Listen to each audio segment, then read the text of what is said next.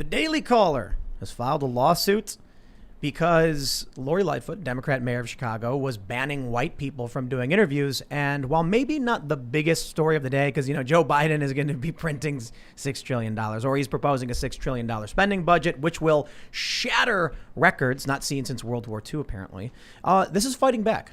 This is organizations saying we're not going to stand up. We're not going to stand and just take this racism and we're going to push back. So I think it's something really important that we should talk about. And it's the direct ramification of this just fringe ideology that wants to create racial segregation. But we do have a lot to talk about in terms of, as we always do, Democrat policies, because we're learning from many of these Republican governors, their economies are doing they're going pretty well. I mean, in South Dakota, for instance, Kristi Noem's bragging about how their economy's actually improved. They never had a lockdown.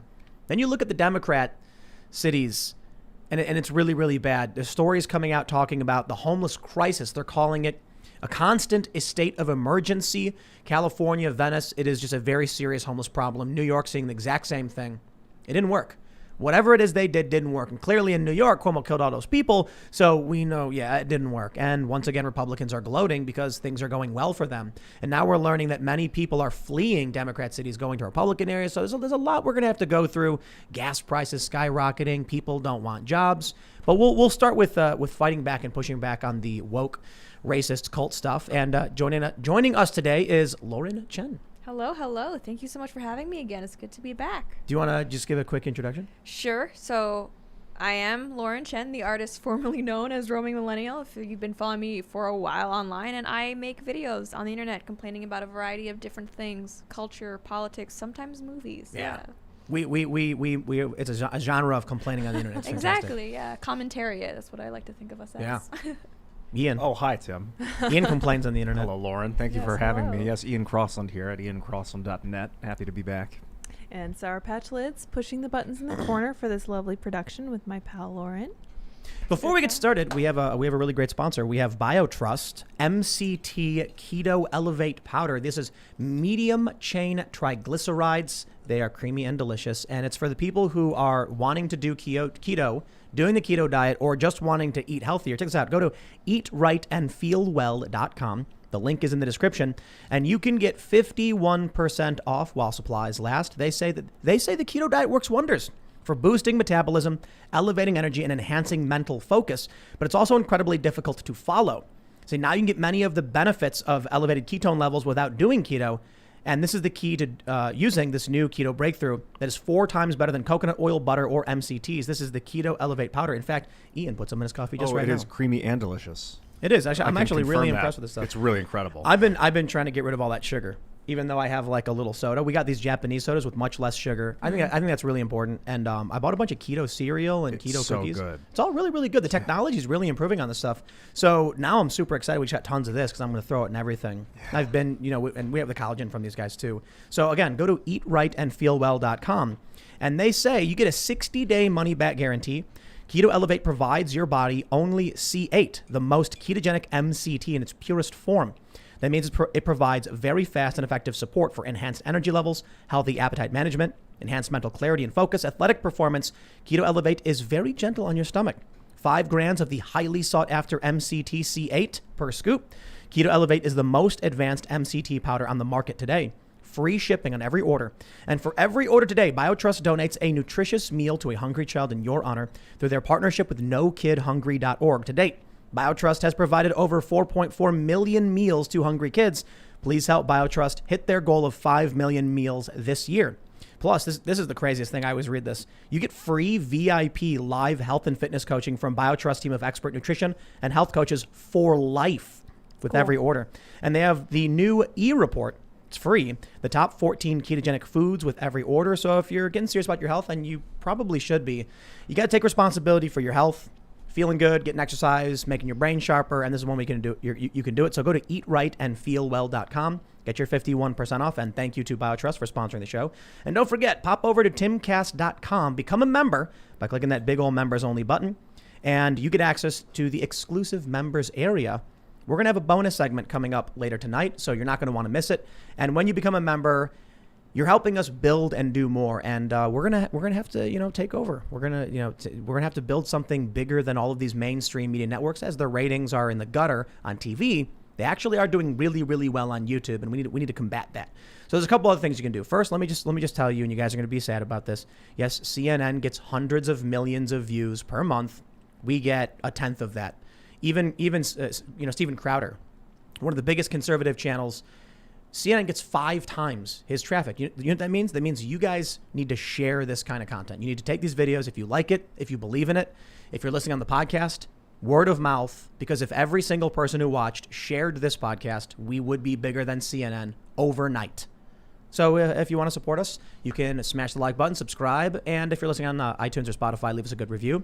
Let's jump into this first story. You know, it's a tough call. Like, how in the weeds is this?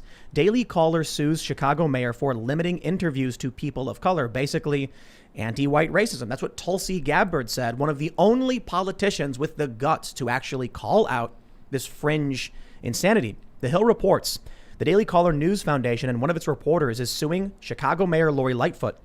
The lawsuit filed in the U.S. District Court for the Northern District of Illinois accuses Lightfoot of ignoring an interview request from Thomas Kedenacci, a reporter for the publication, because he is not a journalist of color. The suit, filed by conservative government watchdog group Judicial Watch, claims Lightfoot violated Kedenacci's First Amendment and equal protection rights. The mayor's office has not yet filed a legal response to the suit, according to a federal court electronic records database. Quote, the city has not had the opportunity to review the complaint and has not yet been served, the Chicago Department of Law said when asked about the suit. Kedenacci referred questions about the suit to Judicial Watch. Defendant is aware that plaintiff Kedenacci is not a journalist of color, and defendant has denied plaintiff's interview request pursuant to her announcement that she will only grant interview requests from journalists of color, the suit states.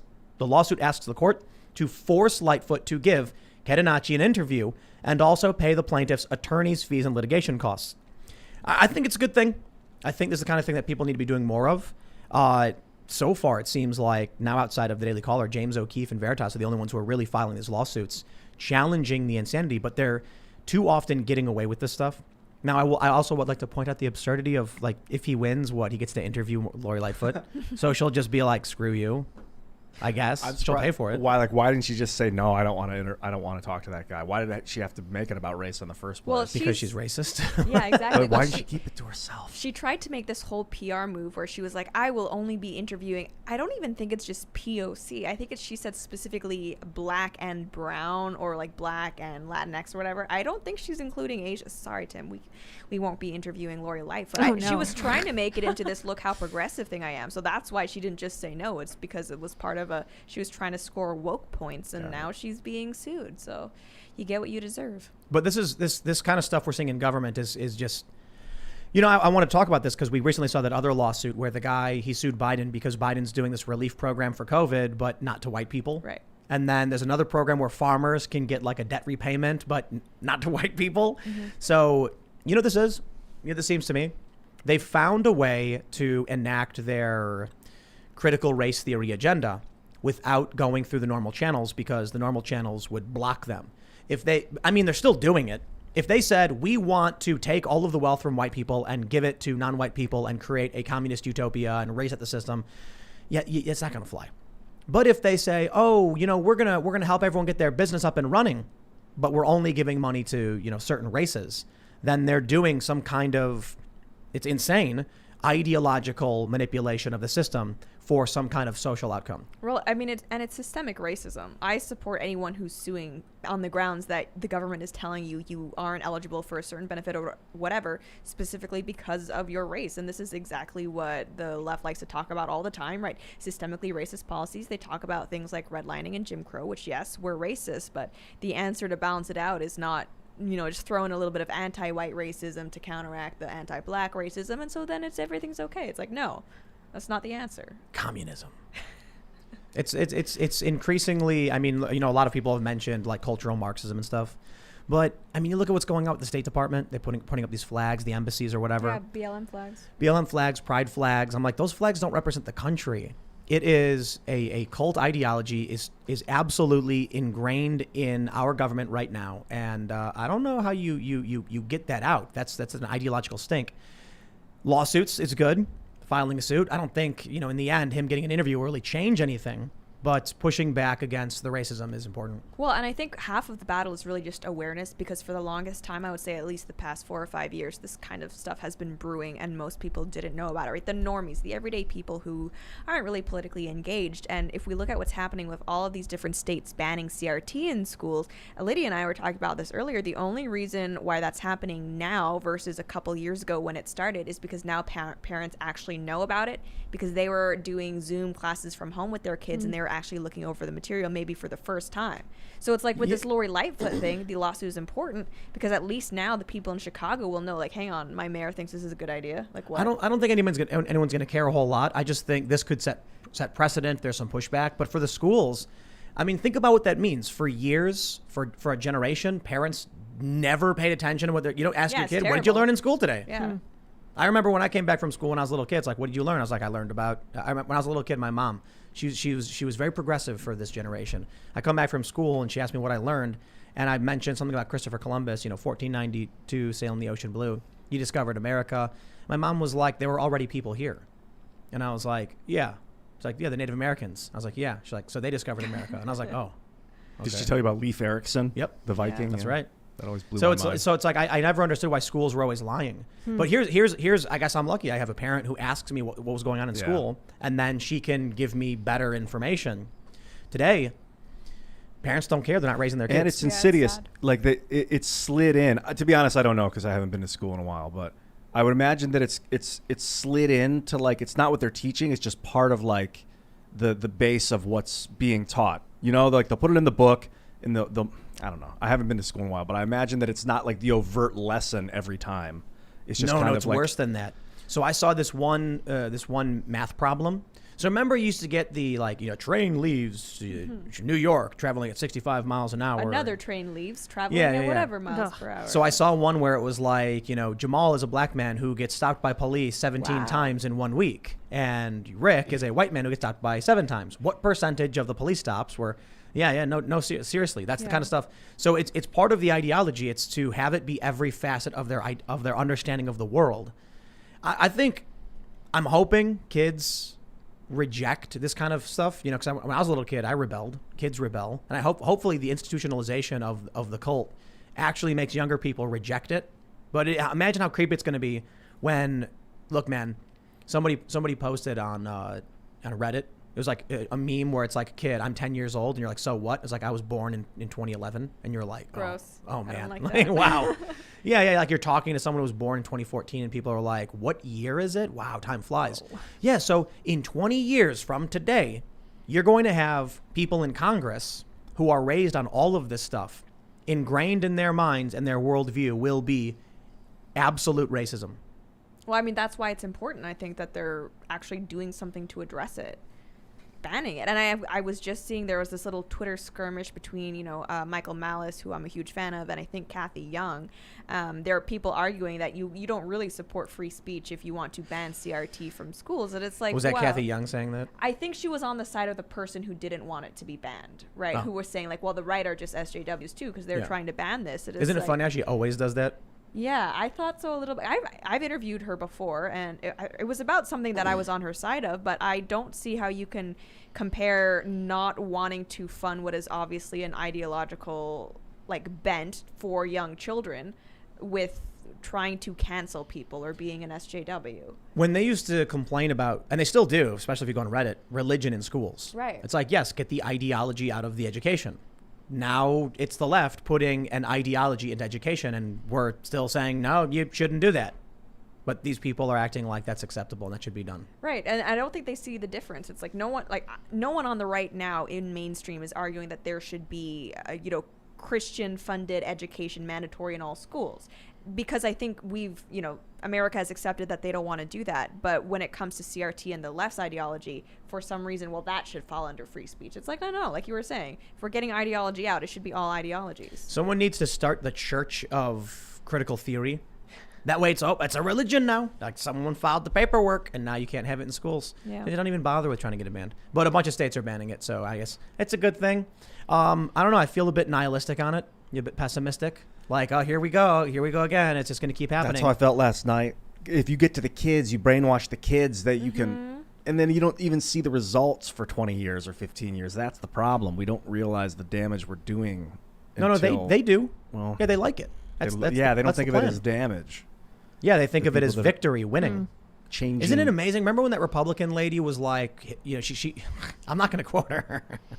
She said something about that guy from, Germany, and how she claimed that him going after the kids was a good tactic, but she said it in a very, very different way. I won't repeat. Yeah, she said it in a very crude way, and like all of a sudden the media erupted like, "How dare you say that about that man?" It's like, yeah, you shouldn't. You shouldn't. But she was talking about how the Nazis went after kids, Yeah. and indoctrinated kids. The Hitler Youth. Right. That was- And now it's really funny because I said it yesterday, I'll say it again. When people always ask, like, how did it get to the point where people were standing in the streets doing the Nazi salute? And I'm like, the people are marching around doing the red salute right now. Like, you don't even need to ask the question. Just look around you. It's happening. And you know what? People always think it can't happen here. And then it does happen here. It can happen anywhere. But it's not going to be overnight. I don't know about that. I used to think, slippery slope takes time. It's not going to be overnight. Look at what happened with COVID. Look at how quickly it became the norm to actually call the police on your neighbors for having people over. That took a year, like less than a year. My favorite thing So- was like how quickly the police started enforcing things that weren't the law. Mm-hmm. It's like, there's no law saying you have to stay in your house. And they're like, well, the governor said so. I'm like, I'm sorry. Do you follow the Constitution and the law, or just like what the governor tells you to do? Right. Yeah. And all of these cops were just like with smiles on their faces, beating and arresting people. There's a video. It's really amazing, man. Reddit is awesome. You ever go to Reddit? I It's can't stand it. I know, that's why it's awesome. It is. It's like really something. it's looking into like the mirror dimension. It's like this parallel paranoid reality. There was a video where it's a woman having a breakdown over masks. And she's just screaming like, I am done with this. I am done being bullied. The CDC data says, and then the cop grabs her and arrests her. And the people are cheering, calling her a Karen. And I'm like, she was citing CDC data and the cop arrested her. Dude, the younger generation that's on these platforms, whether it's sock puppets manipulating them, it is becoming 1984 ultra cult authoritarian. It's creepy. It is creepy. And even with the mask thing, we were talking about this earlier. I mentioned online, I see people in cities walking around by themselves wearing masks, and it's not like there's anyone near them. And I asked why on social media people are doing that. And I had all these people saying, well, it's to express my concern for others because I care. So I got a lot of people saying it's to express something, meaning that it is a virtue signal. It's a social signal that you're showing that you care. You saw David Hogg, right? No. He tweeted he didn't want people to think he was a conservative. Oh so. my goodness. So he's wearing a mask because of that. Yeah. That's what he said. It's a social signaler now. So it's either you're doing this just for woke virtue points, or we've been so hyped into this fear, this hysteria by the media that people actually think it's this deadly that even if you're not sick, the other person isn't sick, you're outside, you're not near each other, you could still spread it? What? Well, this is where it gets. We were gonna talk about a bunch of Democrat policy stuff, but let's just go here. That's Better. better. Okay. You Yeah. ready? You guys ready? Yeah. Oh, yeah. From Slate. My husband won't take his Oh my mask goodness, off yes. even for sex. Uh-oh. We're What? both vaccinated now. When will this stop? That's horrifying. So this is mask derangement syndrome, and I blame the media freaking out. So this guy apparently maybe it's a prank. Maybe someone wrote a letter like, haha, I'm gonna send it in. I don't know. I'm convinced that this real people exist like this. Oh yeah. I mean, have you seen the videos that people are screaming about masks? Like they Yeah. lose their minds. It's just stay away from the people if they're not doing what they're supposed to be, like if they're supposed to be wearing a mask in the store and they don't want to and they don't, ignore them. Stay away from them. Don't go near them. It's the weirdest thing, because if you were worried about getting sick, why would you go up to the person and start yelling at them? You know what I mean? Yeah. So anyway, I'm not going to read everything, but this lady is saying that like he won't take his mask off at all when he's eating. She says he pulls it up to expose his mouth, quickly pulls it back down between bites. While he does not insist I do the same, I can tell it bothers him that I don't, especially because I have now started going maskless outside per the CDC guidelines, and plan on restaurant dining inside soon for a girls' night out. She says even during love making. Huh. Is that what you call it? Like, I don't know. That's what if married I people that. call it. Sometimes, No, I'm saying like when you got a guy who's wearing a mask so he can't, you know. You saw The Naked Gun? When they What? had to No. use protection when they had sex? Oh, yeah, the full body suit. That was love. Dude, these people have gone crazy. And the thing is, there's no science behind it. We always hear trust the science, and I think people forget that the mask was originally if you're sick to prevent the spread, right? Yeah. No, it wasn't. Oh. Really? Because in Asia, it's Oh yeah, always, yeah. I'm sorry. You're correct. You're correct. Yeah, yes, because in Asia, that like for a long time, mask culture has been a thing, but it was never just everybody all the time. It's that if you have a runny nose, you think you might be sick, you don't want to spread it, you put your mask on, and then I was going to say at first, Fauci said you don't need to be walking around with masks. Maybe Yes. it protects a droplet. That's how that's Fauci, right? how And it all then he began. flip flopped.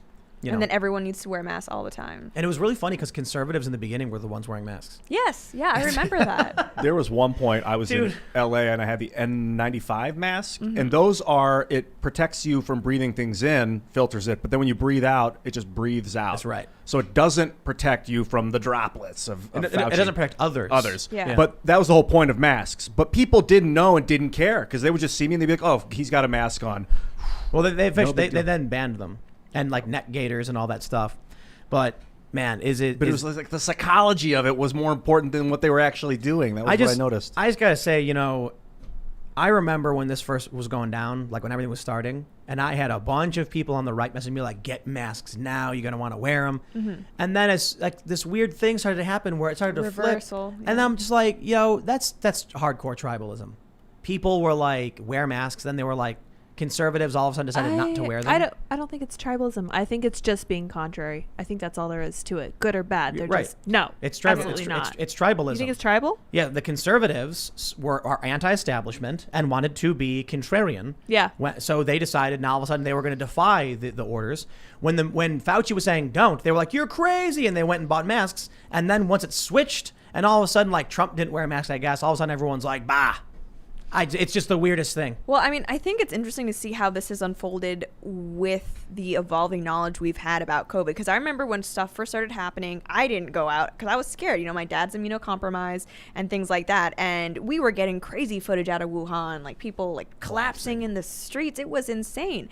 But then what's weird is that as we found out more about how COVID spreads and about how lethal it was and things like that, for a lot of people, I think that would have been reason to kind of ease up like, oh, okay, it's not as bad as we were thinking. We didn't know, but now we actually have numbers in. But for a lot of people, it was the inverse. They actually got more panicked, and that's because the media was reporting on it more, even though all of the data we were coming in was good news for us. I think it's widely tribalist. I mean, we heard from David Hogg. He was like, okay, the CDC says if you're vaccinated, you can take your mask off, but then people think I'm a conservative, so that's it. It's virtue signaling because the culture war tribes are so distinct now. There's people who are terrified of being viewed as a member of the other tribe. CNN really has a hand in causing the fear too. Yes. Veritas uncovered that guy explaining that we would put the COVID death numbers on the screen intentionally because it got good review, it got good views, it got clicks, it got good. What do you call it? When Ratings. people want, yeah, it got good ratings. He said it was gangbusters for the ratings. Gangbusters. Have them. If it bleeds, The it death leads. count. Yeah. He was. They were these scaring are people on depraved, purpose for dude. ratings, and now we're seeing the lash. Does that work?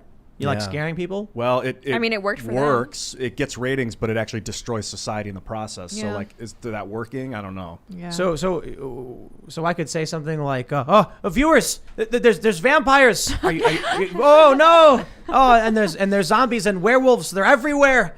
You gotta be careful. You remember Orson Well, Welles? they're gonna get if they get scared now because people are scared, people are scared of vampires, In right? the So our 20s ratings are gonna go up now. yeah, I It's think possible. so. They'll share the video. If you have connections to government and you're able to actually hype up government with your own reporters going up to, let's say, Saki and saying what are you doing about the vampire menace? I'll just do, that might work. I'm Dr. Fauci, and vampires are really bad. So wear your neck gaiters because they'll bite your neck.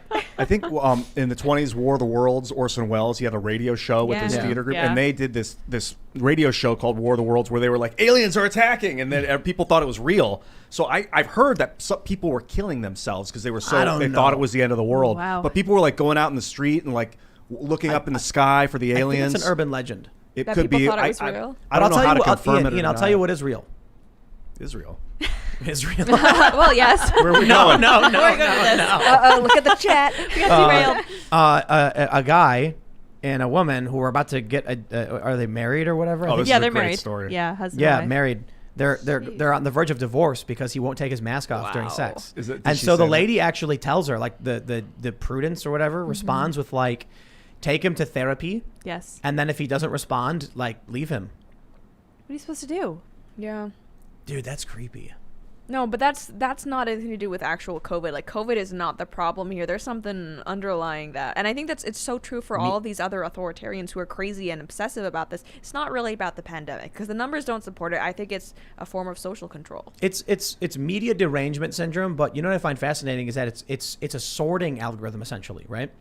So there are free-thinking, independent people who believe in personal responsibility. These people have politics that vary from economic left to economic right. So you'll get someone who's like, you know, a disaffected liberal, intellectual dark web, a moderate or a conservative. But then you have people who just don't know, don't care, don't want to know, and don't want to care. These are the kind of stories that are shuffling them into two different groups. One group is a bunch of mindless drones who believe insane things. Trump is a Russian agent. And then the other group are people who are challenging the establishment. Now, don't get me wrong. You got fringe, you know, right-wing people, Q and whatever stuff. But that's the minority. That's not a large faction. And the easiest way to understand it is the prominent conservative voices or the prominent anti-woke or anti-establishment voices are not fringe. Like, they're not crazy. They're rational. They're fairly moderate. On the left, the prominent voices are fringe, wacko conspiracy theorists, like Rachel Maddow claiming that Russia was going to shut the... What if Russia shuts the power off to Fargo in the middle of the winter? What are we going to do? And, you know, Donald Trump, Russia. And then they had the guy, Jonathan Chen on MSNBC, who was like, Donald Trump may be a Russian asset going back as far as the 80s. That's the mainstream institutionalized left. What's the worst thing you get in the Republican Party? The Republican leadership, it's an oxymoron. They're just like milk toast. Mitch McConnell's like, well, I'll be a speed bump for the Democrats. And then you get, what, Marjorie Taylor Greene? That's the worst the Republicans can muster. Essentially. And what's frustrating is that there's no long-term memory or heck, even short-term memory when it comes to defining what is and what is not a conspiracy theorist. I mean, we saw this with the vaccine, COVID, Wuhan lab thing. You know, we have screenshots of the media just ripping apart Trump for saying that it could have come from a lab, and now it's like, oh yeah, maybe it did. And it's funny how quickly that narrative changes, and it's based on who's saying it. Which Fauci.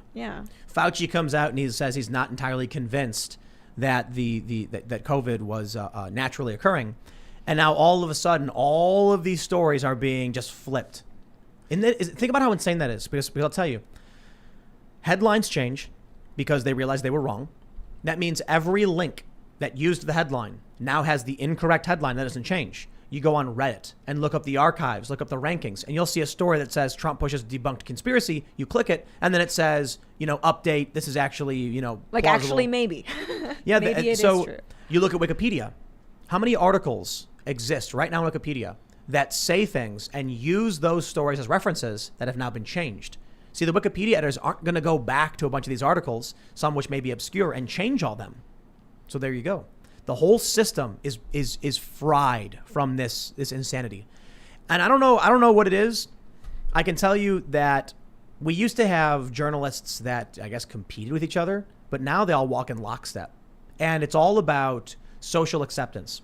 So you could find, or I'll put it this way, a good journalist is always researching conspiracy theories, because they hear a crazy story. Did you hear about government politician who, you know, was doing this and that?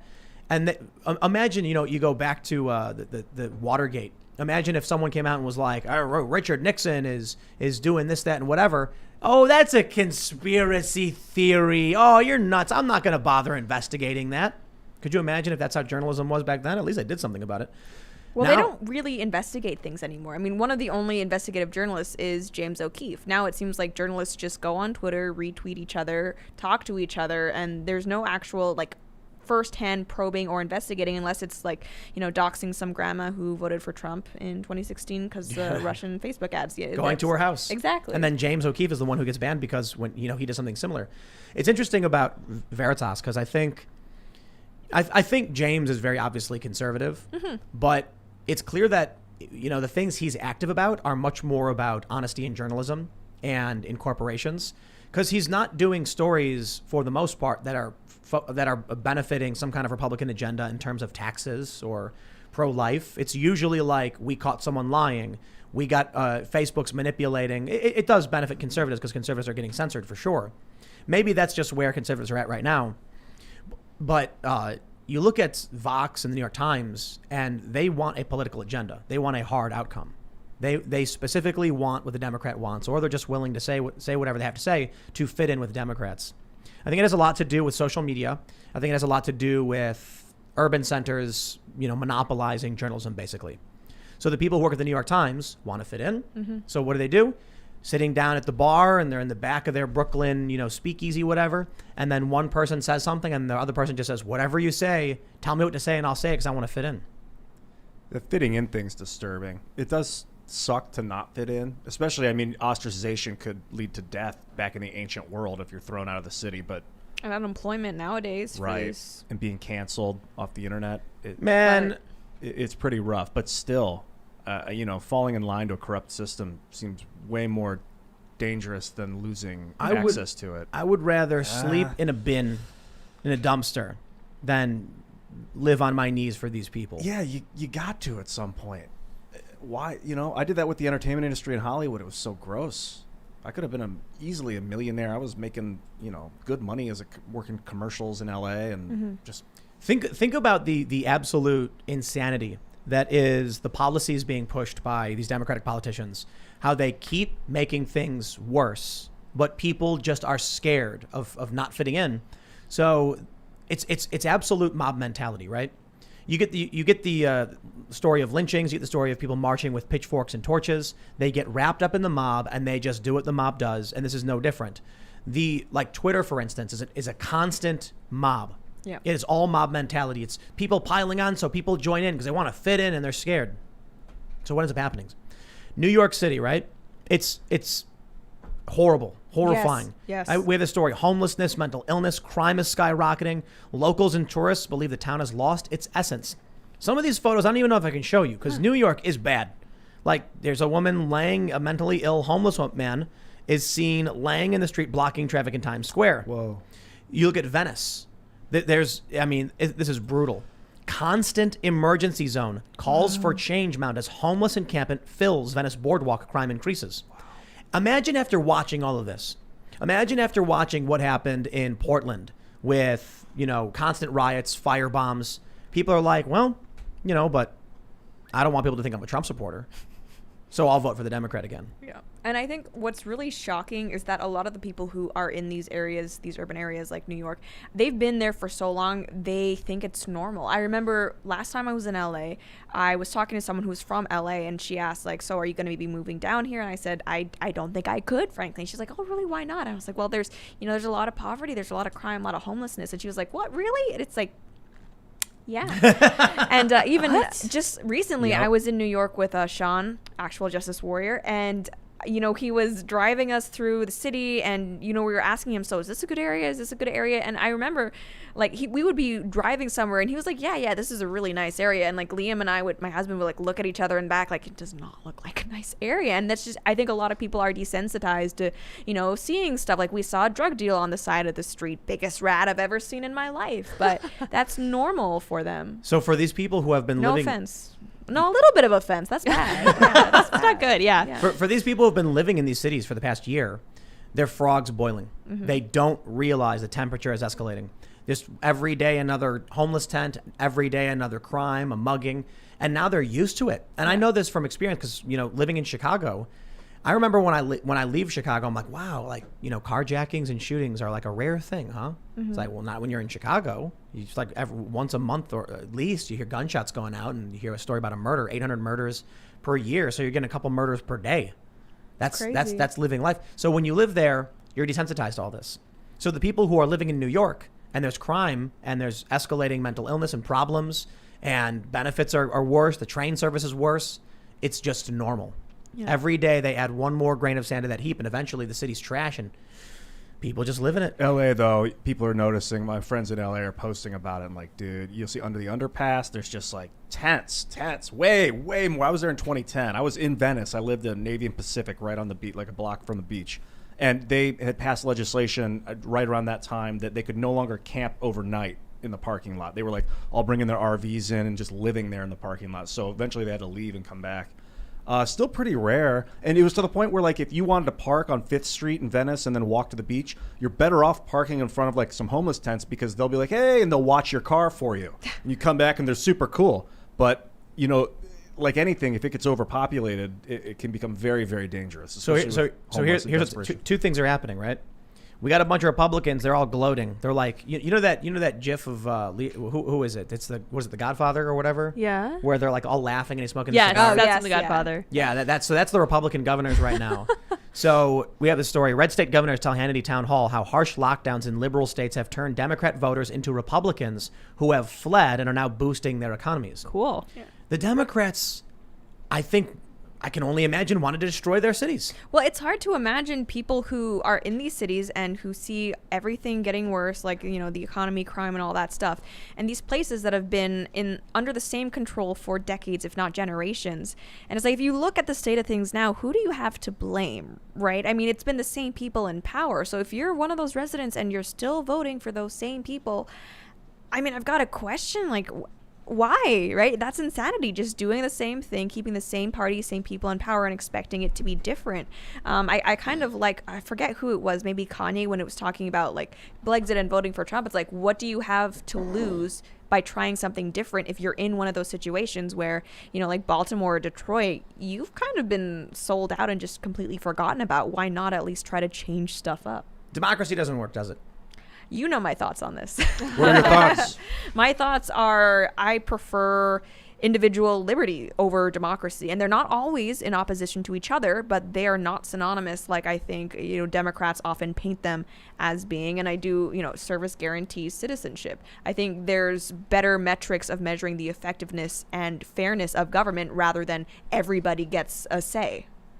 Yeah, so the Democratic Party is literally becoming the Democratic Party, and the Republican Party is literally becoming the Republican Party. It's a bit simplistic right now, but Republicans like republicanism, where you have states and you have these jurisdictions and you can live in your state and have your rights protected, and the federal government, provides for the common defense and things like that.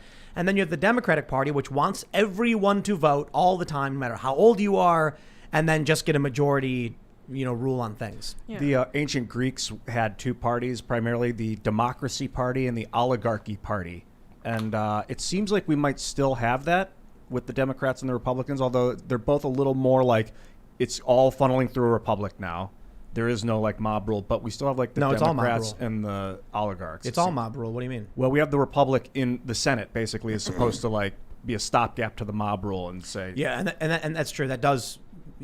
the Democrats complain about it. They're like, why do 16% of the population have 50% of the say or whatever? Well, yeah, they talk about the Senate and the Electoral College not being democratic as if that's a fault rather than the point of the system. Right. Yeah, they say, like, did you know this? It's like, yeah, that's why it was created that way. It's to temper mob rule. And, just the idea, they talk about things like they'll have polls like this many people think it's unacceptable to have hate speech, yet it's allowed, or, this many people think we should have socialist policies. Like, I don't care how many other people support taking away my rights. They're my rights. You can't just take them away no matter how many people are in favor of it. Well, that's what the guns are for. Yes. Yeah, and they don't understand that either. You know what it is? It really is a sorting algorithm where you've got people who just don't know and don't care, and the people who do. Mm-hmm. That's really it. They think they know and care, but if that were true, they'd actually, fact check some of the things they read, but they don't. Conservatives do. Conservatives constantly are reading other sources, and it's not perfect. They're not always correct, but as I mentioned fairly often, there's that one study, I think it was Pew. Republicans get around a third of their news from liberal sources, right, because they're comparing and contrasting. Liberals don't. I think the Jonathan Haidt's research on moral foundations plays into this as well. The left, liberals, only care about care and fairness. They only have 2 moral foundations. Republicans have 6. Mm-hmm. Initially it was 5, now there's 6. So libertarians have 1. No, it's true. It's true. Yeah. They have 1. Liberty. That's it. It's amazing. So you can take these tests and they tell you if you're a liberal, conservative, or libertarian. Libertarians don't care about anything so long as it's liberty based. Makes sense. Yeah, so there's like some really creepy questions in these tests, but Republicans tend to have every moral foundation, which includes purity, loyalty, authority, care, fairness, and did I say liberty? No, liberty. I think that's a 6. I can't remember. And the left is only care and fairness. What ends up happening then is you go to someone and say, hey, I propose this policy. And the only thing the left cares about is it fair or caring about someone? That's why you see Democrats literally be like, it's racist, it's racist, it's racist. Because that strikes at care and fairness. It's not fair. Racism is not fair. And then you go to conservatives and they care about loyalty, supporting those who've supported you, back the blue, authority, also back the blue. Purity is an interesting. Family? Like family and maintaining, tradition and things like that.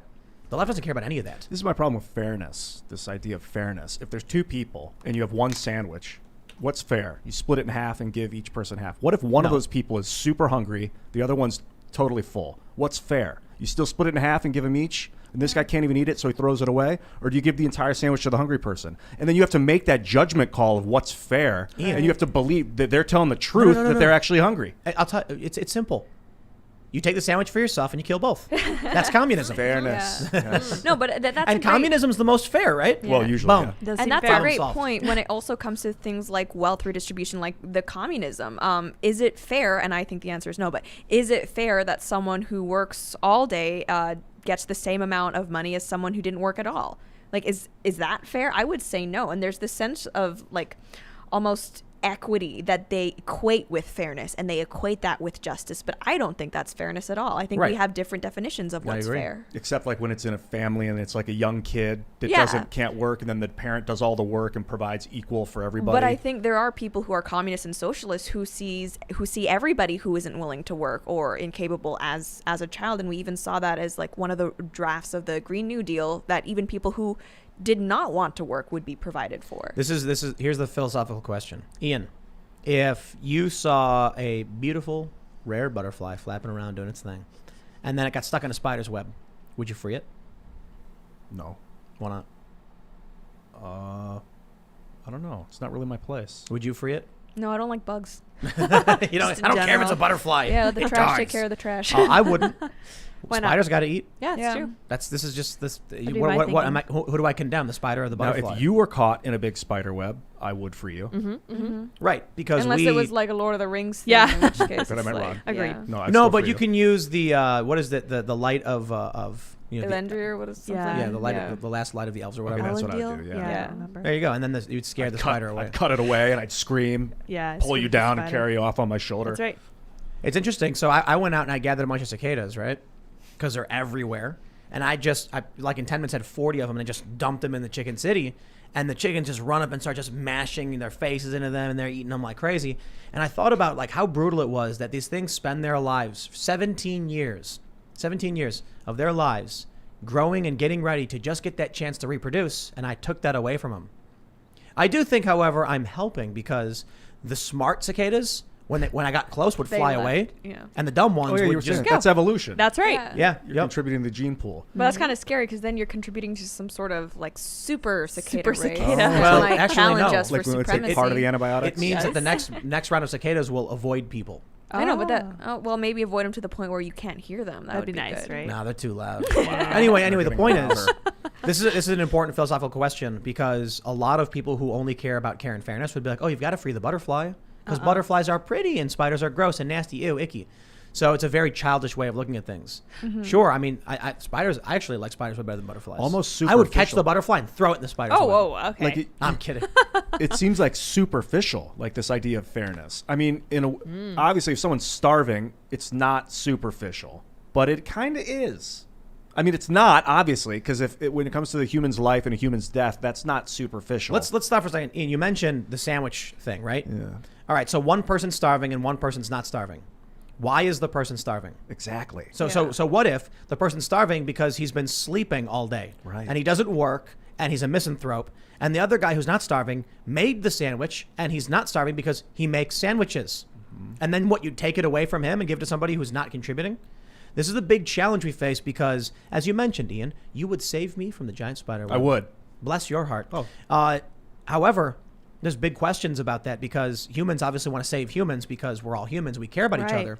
But then our natural tendency to save each other results in people who are a drain on the system being saved. It's really interesting. I was It's almost talking. dysgenics at the I was talking to, I can't remember who it was. It might have been Daniel, about chickens. Yes. And I think he was mentioning that the roosters kill the baby roosters. Yeah, he's the expert. Yeah. He was saying like they cull the weak. Wow. If the rooster sees a weak chick, it'll just mutilate it. Ah. metal.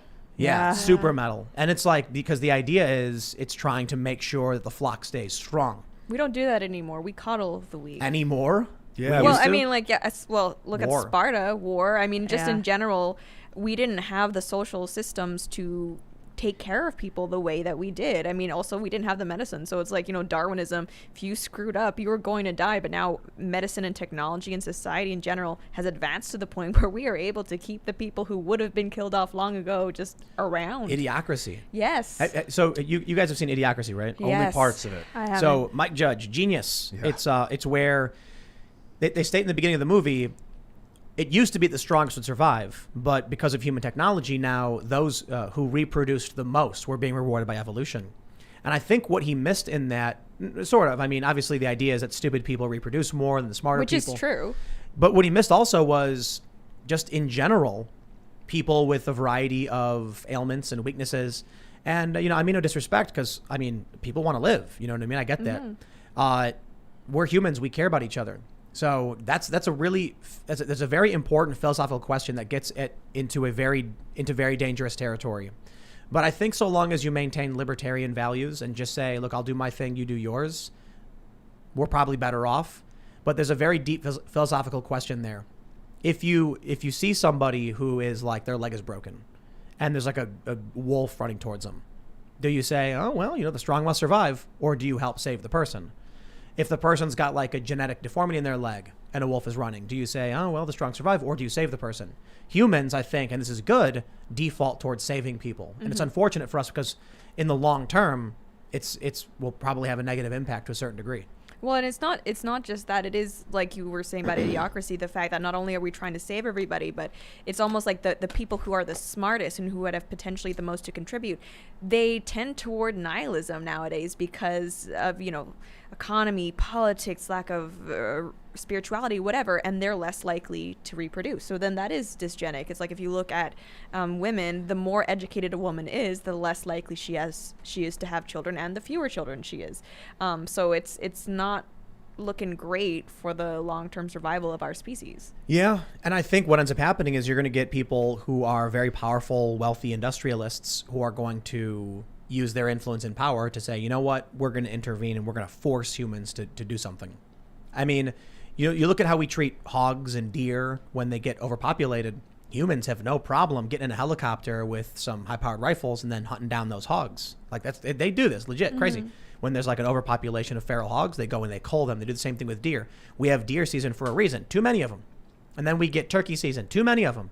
Humans, nobody culls humans, except for other humans in war. Well, I mean, I don't want to go down a whole rabbit hole, but there are people who think that, there are a lot of abortion providers who go to places specifically like Africa, and, not just birth control, but actual abortions. I mean, there's an argument to be made that is, in a way, especially if you subscribe to the pro-life mentality, that is a form of culling it. You're saying there's too many of you, you can't survive, you're breeding at too fast a rate, we need to nip this in the bud. It's creepy. Yeah. There's no I think humans And it's have not just in like developing countries. You could make the same argument. Like the majority of abortion providers are in lower income New York City? neighborhoods. Yeah, in minority areas. In minority areas. That's creepy. It's creepy. This conversation's like so, it's impossible, and I think humans are just screwed basically. What you said was one of the most interesting things I've heard in a long time is that the weak used to die off young, and so the strong would breed, and our evolution was strong. And now the weak are kept around with medicine and are breeding, Yes. and so our species is potentially seeing that side effect now, And that results in fascism. and all sorts of crazy it- deformities within our race. It results in strong men, authoritarian, fascistic leaders who are like, I'm going to kill these people. And that's the creepy thing. I think that's why space travel is probably our best approach. We as humans, we can't tolerate the idea of just deciding who gets to live or die by some person's choice, because an individual will never be smart enough to understand. A decentralized network is infinitely better, but through technology, more people are surviving, even people who normally wouldn't. What do? I think space travel, space colonization, rapid acceleration of technology is probably the best approach, because we certainly want to do everything to stop fascists. But this is a real philosophical challenge. And the scary thing is, people who don't care about technology many of these leftists who are saying space travel is a waste of time bring the money back to Earth because they don't realize the money was spent here in the first place because they're not literally shipping money to Mars. Like when you hire someone to build a spaceship, you pay them on Earth and then they go and work and they buy food. Anyway, I digress. These people are ideologically driven and it's creepy. Like when Greta Thunberg, I think genuinely she is a tool of an authoritarian fascistic ideology because she said she wanted to shut down fossil fuels now, which would result, I think, in like 60 million deaths in a few weeks. No joke, because starvation, and all diabetics would immediately die. If we lost access to refrigeration and electricity overnight because of the shutting down of coal power plants, hundreds of, like, I don't know how many diabetics there are, but they need insulin to be refrigerated. We had the power go out the other day. Refrigerator's gone. Like food spoils. Yeah. Just like that. And so we had set the generator up. We have the batteries. And we're hoping to keep our refrigerator going. Heaven forbid you actually rely on that like diabetics do. So when Greta Thunberg comes out, it's really fascinating. She's this big climate change activist. A lot of these climate change people are very much apocalyptic. We've got 9 years to solve this problem. Think about how scary that is, what they're really saying. There are too many people. They are using too much. And we have 9 years to figure it out. Or else what? Yeah, so what's what? And then they talk about a great reset, changing capitalism. Well, for one thing, I think it's kind of great that people are adopting van life. Like millennials are hopping in vans and cruising and enjoying life more and just chilling. People for too long were getting their happiness out of things. Nah, man, you want to sit on the beach with a dog and look at the stars. That's the way to do it. And that's better for the planet and everything. But then when you hear these people like Greta Thunberg, and it's not just her, AOC, getting rid of fossil fuels, shutting it all down, like that would kill a lot of people very quickly. Now, maybe they don't realize that, but somebody certainly does, and they're getting their talking points from somewhere. Maybe it's a natural emergence. We see the crisis in environmentalism, from insect die-offs to dead zones in the ocean to massive droughts, whatever you want to call it, and then people react and say we must do something. What they're proposing doing would kill a lot of people. No, it definitely is, and I think there are people that are okay with it, and there are people that think it might actually be a good thing. But I think a lot of the people who are making those decisions are assuming that they will be in the class or group of people who will be saved and who will be in power, controlling everything. You ever watch that show Sliders? No. You've seen Sliders? Yeah, only a couple times though. I loved it. I've never even heard of that. It was really? Awesome. Yeah. They like time traveled or no, dimensions shifted or something. That might be why I avoid time travel. Like no, it's not time travel. It's from the 90s, and it's Jerry O'Connell's in it. Yeah. And it's he invents he doesn't really invent it. His alternate reality guy helps him solve it, but he ends up inventing this portal gun that opens up portals to other dimensions. So the show is like, for the most part, they go to a different Earth, and things are slightly different. There was one where they go to this version of Earth, and the ATM machines will give you however much money you want. Just prints, like you can walk up to an ATM and it'll be like, pick your number. And so they're like getting all excited, and they're getting thousands of dollars. Like, this is crazy. What is this place? And they're spending money. And as they do it, people keep saying like, you're so amazing. Thank you so much. And they're just like, sure, like whatever. And they're spending this money because what it really was every dollar was a lottery ticket for your execution. So in this episode, like the world was, they kept the population number down by giving you the choice to pull money out of an ATM, unlimited, but the more you pulled, the more likely you were to get executed. And they celebrated it. So it's like, you won the lottery. And they're like, oh. And then they were like, thank you so much for what you're doing. And then, wow. Yep. Wow, Yikes. Dystopian. Cool show. Show kind of went off the rails. Kind of dark. Yeah, what happened to it? I don't know. It just got weird. I loved it, but it was like not on a time slot I could watch. Dude, that's awesome. That's terrifying, but kind of an awesome way to look at money. Like, talk about frugality. Yeah. I'm not a fan of. I guess the thing is, you get a choice. You're not a fan of death lotteries? No, no, not a fan. No. Yeah. Not a fan of printing massive amounts of money and hoping that we all survive. Yeah. we're in trouble though. I think so. I mean, some people say that overpopulation won't happen, that we're not overpopulated, and there will be an equilibrium, a natural equilibrium would occur. Like the Black Plague of 1200 AD. Well, that's the real 1300 equilibrium, that high population density will result in some kind of plague or something. I mean, we just saw COVID. But we've also got this technology. We prevent these things from happening. We have defeated much of the threats against us. So what's going to happen is humans are going to keep just expanding. And But the technology also has created ways for us to destroy ourselves in mass dose, like Yeah, I we mean, saw if at you look- Hiroshima.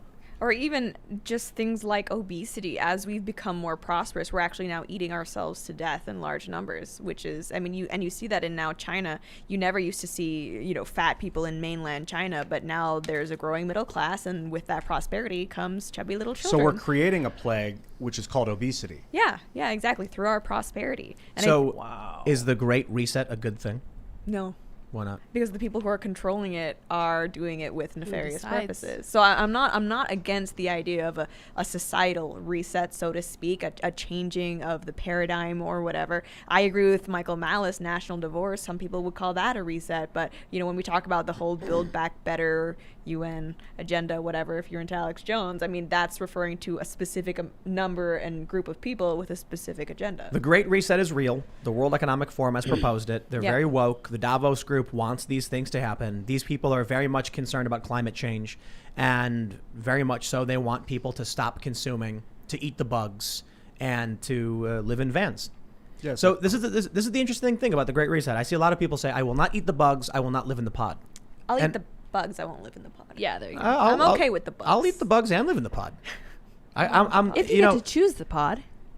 I'm right. pro pod choice. Yeah. If Yeah, you there want you go. God to. choice. Yeah. the pod of your choice. Yeah. No, I mean, I think about like, I'd love to just have like a tiny house like by a river or go fishing and just be responsible for myself, and I'd have no issue with eating bugs other than they have to be farmed properly and not real Not parasites. gross, yeah. So don't eat bugs off the ground. The media telling people to eat bugs, that's the craziest thing. We bought cricket powder. Oh, that's the camera's Is gonna yours shut blinking? off. Mine's blinking too. They're about to shut off because Can the I plug 'em in? they're not plugged in. Yeah. Okay, let me see if I can plug it Let in. me see if I can do it. You guys. All right, Thanks. Continue our All right, conversation. so Eating this bugs. is now the Lauren Chen show. That's How you right. guys She's taking doing? over. Okay, Lauren, if you had to eat a bug, what would your favorite bug be? It would be something crunchy. I've thought about this Ooh, before because I used to watch. crunchy. You guys know Bear Grylls, right? Mhm. He's that adventure guy. Huge fan of his, and I've watched a lot of shows. And I feel like you want to go crunchy, not slimy. It stopped beeping. Mhm. And I also don't get why good. so many He needs people, when they do like bug eating challenges or they talk about it, they don't cook the bug. I would cook the bug. Like just treat it like regular food. Yeah, Cook butter, it, clean it, like garlic prepare powder. it. How would you? Exactly. Yeah, how would you cook it? What would you add? I mean, in China and like Thailand, they do like a deep fry thing with bugs. My dad, he's had like deep fried silkworms, and I mean Ooh, that's like a really? slimy thing. So I still wouldn't want to do it, but I feel like you could make bugs palatable. Oh, I I'm don't know. sure. Yeah, We got cricket powder. Yeah, Tim just got a bunch of it actually. I'd try it. I'm gonna make some bread with it. We're gonna make cricket bread.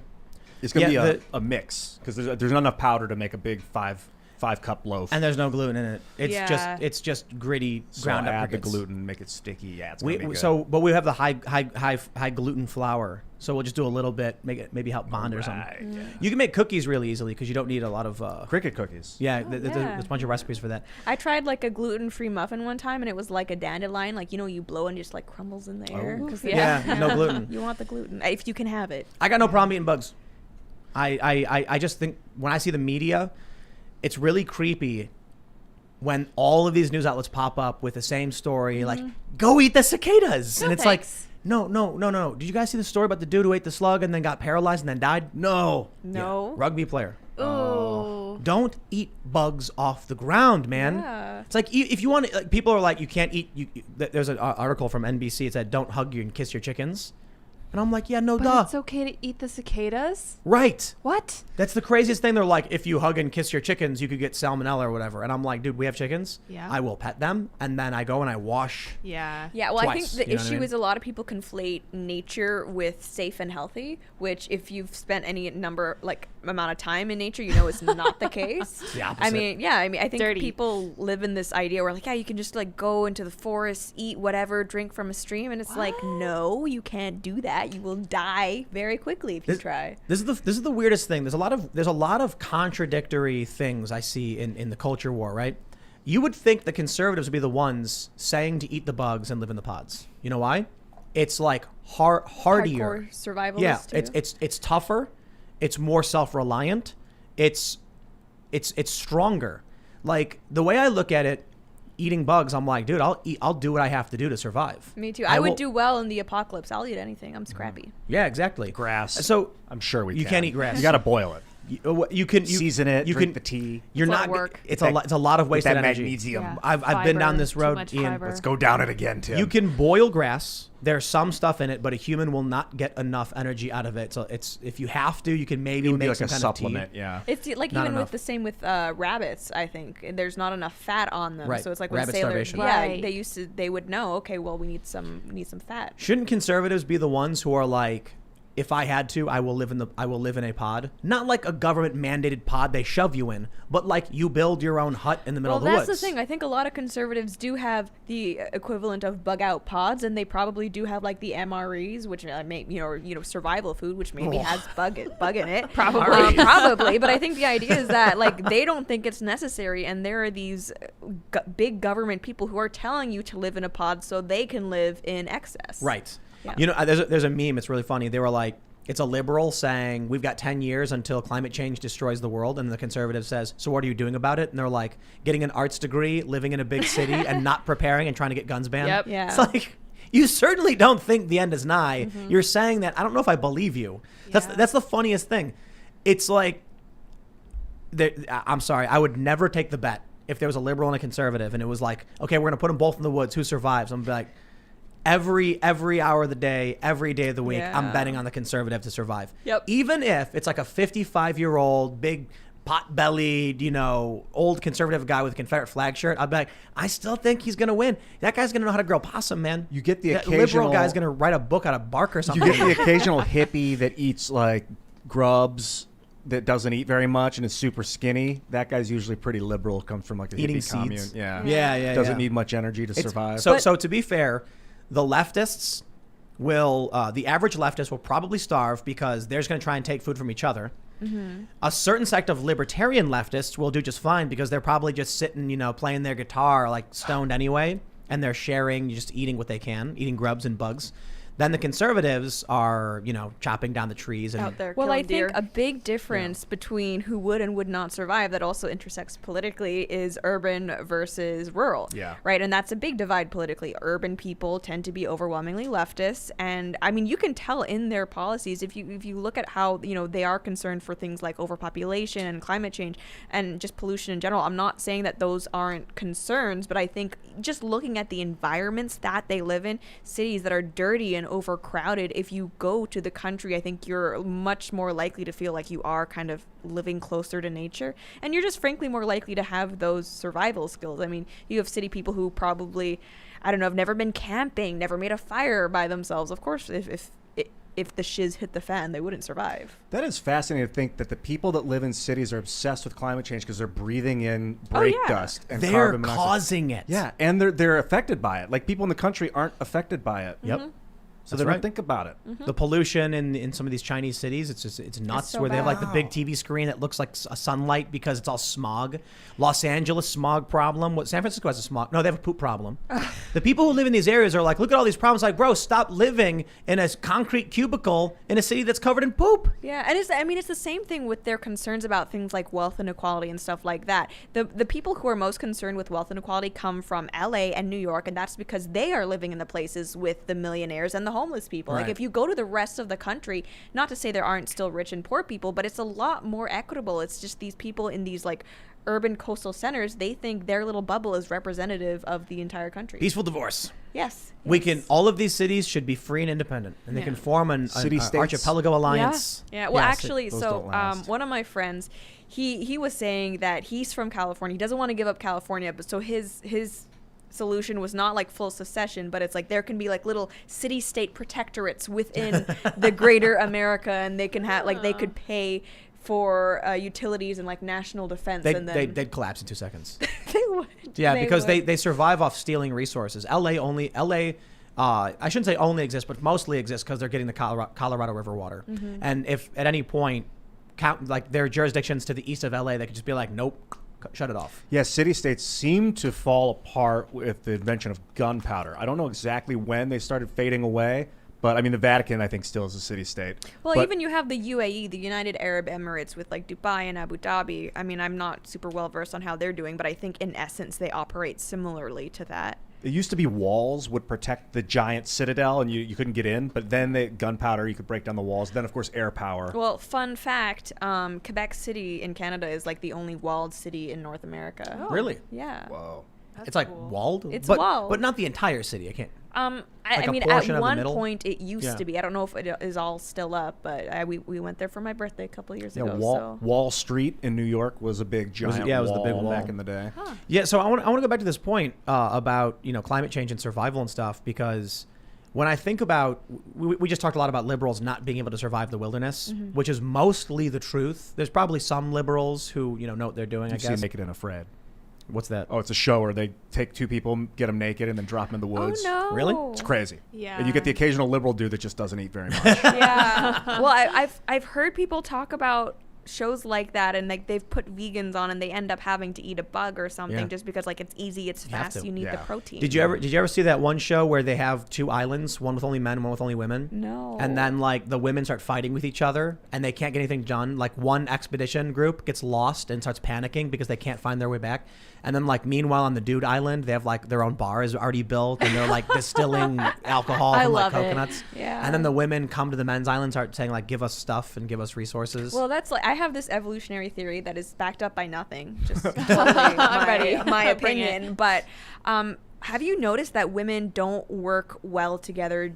Generally, there's like the whole queen bee. Lydia Nursing. probably knows. Yeah, Yes, I worked you in know nursing. Yeah, and I think the reason why that is because men have an evolutionary drive to work together for things like hunting. But if you look at traditionally, like way back before we had like societies, women did not really have much incentive to partner with other women, right? Because Right. your child rearing was usually your own family members, other females. You wouldn't share those responsibilities with females who weren't related to you, whereas if you were a man you would go hunting with all of the other village men. It's not the same Right. for women. That's a good point. Yeah. So the woman was looking towards the man who was going to kill the bear and bring the food back, and the man was looking for people who could partner with him to go and bring the food back. Right, and actually, if, evolutionary speaking, if you're a woman, you do have an incentive to view all other women as competitors for your man and his chunk of bear meat.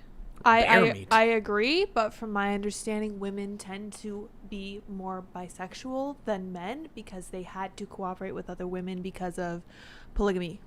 You'd have more than one wife, so you needed to cooperate with other women. So I don't know. You go either way on that one, but you're probably right. Yeah, I don't know. mean, Like you've I obviously said, thought this is about it. not based on science, like at all. It's just my opinion. It's weird how that manifests in modern politics. So it reminds me of people have mentioned the rat utopia experiment. I think it was a mouse utopia. What? Yeah. Yeah, Mass utopia. they created a utopia where the mice were free to just do whatever they want. They had unlimited food and but a finite space, and then eventually they reached this population maximum where they stopped reproducing. They started becoming more homosexual or like atypical. So like San Francisco. I maybe I mean Yes. maybe these things are emerging in society because we've reached the epitome of wealth and survival. Yeah. I mean if you think about it, there were reactions to deviations from social norms that were very severe. Like women who worked were witches and did meth because women needed to have babies, otherwise you were on the verge of collapse. Yeah. Now we have so much that we don't need everybody to be having families technically. Like humanity's not going to go extinct because people aren't having babies. In fact, it's the other way around. Or If- even within your own family, you no longer need to have 7 in the hopes that like 3 or 4 make it to Right. adulthood. Yeah. You can pretty much be guaranteed that they're all going to survive. So now there's no threat to society for deviations of social norms. So people stopped caring. Yeah. And this is another point I've heard. I don't know to the extent of which it's factually correct. Ask a historian. When I was reading about the end of slavery, notably in the UK, it started there because of industrialization. It wasn't this great moral awakening of these European countries. It was You didn't need it. it was actually cheaper to get the machine to do it. Yeah. And so then all of a sudden they were like, people stopped supporting it because it wasn't benefiting them as much anymore. And as the support faded, they just said, okay, we're done with it. I think the UK just paid, like they paid the people who had slaves and said, okay, we're done. In the US though, it was very different because it's a very, very large country trying to enforce laws across the whole country. In the northern areas that were industrializing, they were like, nobody really needs it anymore. So then they start voting against it. In the southern states where it was less developed, they were demanding the right to keep slaves. So the point I'm trying to make is don't give people credit for having a great moral awakening. It was just as soon as it doesn't benefit people anymore, then all of a sudden they're willing to let go because there's better paths towards wealth. It's kind of creepy if you think about it, the way humans are. Yeah. I mean, and also we were talking about democracy, and like now that we bring up slavery, that is one of the other reasons why I don't think democracy is a good way to judge a society's morality. I mean, if you look at where most of society's moral compass would have been during the slavery era, most people were white, most people were fine with it. Does that mean that it was therefore moral for people to keep slaves? no. I mean, right? Because they were the minority and everyone else thought it was fine. No, it does not. Yeah, not cool. But it's so many different cultures have functioned in basically the same way. It's like a human universal. I think people, I'm fairly, I don't want to say I'm optimistic or pessimistic. I say I'm very nihilistic or neutral when it comes to trusting humans' intentions. I Right. think people are very self-interested. Yeah. Yes. That's- I think they can have empathy, but I think like learning about that's one of the biggest drivers of ending slavery was just they were making money doing other things. So it was not caring, it was a lack of caring. All of a sudden they weren't threatened to lose their slaves and they were making money doing other things. So they said, I don't care, whatever, do whatever you want. And it was probably a risk to hold slaves. You know, if you could have a machine that did it for you, or you could have slaves that might end up murdering you or running away and causing violence.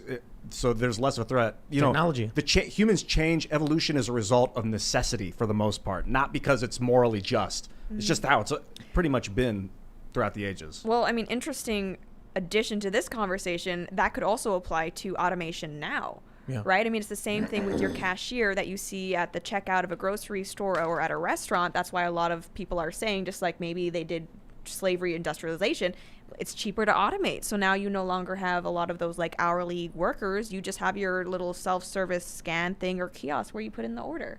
Yeah, So- now nobody wants to work. But it's more than just the kiosks. It's a lot of other... The big problem there is we're not talking about forced labor. We're talking about parts of the economy that are being Right. automated, and then people don't have work, can't get money. This, I think, is one of the reasons we see the rise of socialists. This problem emerges where people, through no real fault of their own... There's a lot of people who don't want to work. It's their fault. There's a lot of people who got automated out of the workplace. And then what do they get told? Learn to code. Not automated or even just technology displace them. And they get told, learn to code. Ain't going to work. So what do? Well, we can't just be Luddites and be like, okay, we're banning technology because people need jobs. That's stupid. It's supposed to make things easier. But here's the problem. If we start giving these people money like UBI, what do you tell the farmer who has to work? Right. Well, the people who live in the cities, it's this way right now. People in New York, well, at least before the pandemic, working for media companies are getting paid $30,000, $40,000, $50,000 to write garbage trash articles about nonsense. Meanwhile, people are getting paid minimum wage to pick fruit on a farm. So how does that make sense? By the left's own standard, they should not be getting that level of pay for what they do. That's going to be a big problem when we create UBI, or if Andrew Yang gets his way in New York City and tries doing some kind of UBI. You mean you're going to have someone who lives in New York City, of all places, one of the wealthiest places on the planet, getting free money to buy the apples that I pick for dirt wages? I'll just move to New York City, get free money. Yeah. Why bother? Yeah, I don't like the job economy thing. The Federal Reserve's obsessed with creating employment for everyone. They want you to dig a hole, and they want you to fill the hole back up, and then they're going to loan you money for it, and then expect you to pay them back with interest. So they keep everyone busy. And you can see as we're automating that doesn't work. People don't have things to do. And creating, random things that don't benefit society doesn't solve that problem. Well, I think we saw a lot of that kind of rhetoric from Joe Biden's recent joint session speech, the State of the Union, which we're not calling a State of the Union. But anyway, the idea that, the government will just make jobs for people to have jobs. But I think the whole problem ultimately is that labor is and is not a commodity, right? It's a commodity in that it responds to supply and demand, but it's not a commodity in the, if you have too many widgets sitting on the shelves, you just stop producing widgets for a while and then eventually you'll sell the ones that were overstocked. That's not true with labor. You have unemployment. People get restless. They need to be fed and things like that. And they riot. And they riot. So I think the problem why this automation is happening at the rate it is, it's people are campaigning for high minimum wages, which just makes automation cheaper. And then B, you also have an immigration system that is welcoming in low-skilled workers who are competing for jobs that really the people who have those jobs are already in an extremely vulnerable position. So it's just a bad situation all around. Maybe we just need, an individual of intelligence and merit to just rise up naturally and gain power through the competitive system. Maybe somebody who understands like computers because of someone who's like a computer developer of some sort, Like a Bill businessman, Gates. and then he can start deciding what's best for us. Yeah. Like a technocrat. Like a technocrat. Maybe I'm like kidding, by the way. Maybe like a dictator. Oh, yeah. Like an artificial intelligence. No, more No, like not Bill a dictator. Gates. Bill Gates. Did I say that already? Elon Like Musk. Bill Gates. Yeah, Well, he's not a doctor, what but do he's got we a lot need? of medical advice for Do us. we need like an AI that don't? I don't want Yes. an AI government, but I would like an AI advisor for our government. No, but the thing is, an AI advisor would be, I think, completely utilitarian. We would not, as human beings, be comfortable with what they Yep. recommend or what it recommends. I don't know. Yeah, they'd be like, "Hello, Ian. You must die today because it will save 3 children." I disagree. Maybe we could have like 90 artificial intelligence advisors. This is one of the biggest challenges with self-driving cars. Someone has to program in the car. If you're driving in your car and an old lady walks out in front of you, the car has to choose: do I crash the car, killing the driver, or hit Kill the old lady? lady. Someone's got to program that. Yeah, and those are deep philosophical questions that I think even as humans we don't understand, and we need to have debates about, which we aren't really doing right now. We're kind of just like kicking the can down the road, but I don't expect a machine to do it. If you were driving and the car was like, Ian, will you die to save her? As you're like heading, you're like, I don't have time to think about. Could you imagine, like, so you mentioned the AI would be utilitarian, but I think it's the only thing it possibly could be. How could there be an AI that was deontological in that it would Some say sort of Catholic AI? I don't know. but imagine it's like it has to save everybody, but it's not possible. Yeah. So it's like, imagine you're in the scenario where the car is driving and the old lady, let's say something happens through it's a no fault scenario. No one is at fault. Just something happens. Avalanche. No, there's got to be 2 people that one person's going to, it's a zero-sum game where one person lives, one person dies. The AI, if it was deontological, it could not commit an immoral act against any individual. Yeah. So it would recognize one person's going to die no matter what. I don't know which one, but So you have to let both die in that case, because otherwise you'd be making a choice that would lead to someone else's death. Yeah, I guess it would let the 5 people die on the trolley. Yeah, exactly. Instead of the one. The utilitarian would let the one person die. Yeah, I would let the one person die. And it's like my husband, he's Catholic and he studies philosophy, and he often tells me that I'm too utilitarian because he is, deontological like that. Whereas I like to think of it as pragmatism. What's the difference between deontological and utilitarian? Oh my gosh, so this is where Liam would come in handy. And it's funny because he's explained this to me so many times, but I tend to tune out when he talks about I'll oversimplify it for you. Spock is a utilitarian and Captain America is a deontologist. It's very simple. Spock said the needs of the many outweigh the needs of the few. Captain America says we don't trade lives. Right, yes, that is good. Deontological is more like The idea that an immoral act against an individual, like you are barred from The doing ends such. do not justify the means, Yeah, I guess. right on. Which the bad guys tend to be utilitarian. I guess in the instance of Spock, he wasn't. But I'm not a fan of utilitarianism. It's where like there's the problem with it is that you start it's very much like the equity argument. You start trying to decide what about someone is worth more than something else. Well, I mean, not to bring up the Avengers, but that's why Thanos was in favor of the Infinity Stones, just randomly selecting half the people because he believed the world was or the universe was overpopulated. What an idiot. He was really dumb. Yeah, the book made him better. He was trying to please a woman. Did you read the comic? Oh, Well, he was no. trying to please That's death. worse, Mistress though. Death. Yeah, That's he not- wanted That's he wanted her to worse. love I him. like the movie thing is more poignant. Right. That's the movie is Yeah. updated and it was originally. Yeah, he's utilitarian. Yeah, he says he is. kill half of the universe to protect the other half. But and then what? A few generations, you're back to where you started. It's a terrible idea. And I saw someone else. There's a meme where they're like, why didn't he just double the amount of resources by snapping his fingers? Oh. Yeah, because he's Yeah. a bad guy. Good question. Because he was trying to, because he wanted a woman, Mistress Death. So to love him. That was what I learned. here's my issue with the needs of the many outweigh the needs of the few. You know the equity thing, right? They say, oh, this person is more deserving than that person for this reason. You mentioned it with the sandwich. Yes. The child's view, the child who has no experience, no wisdom, sees a hungry person and a well-fed person and says, give the sandwich to the hungry person. And what the wise person says is, well, hold on. Why is this person starving? And why is this person well-fed? Who made the sandwich? There's a lot more questions than just, I'm going to give it to you.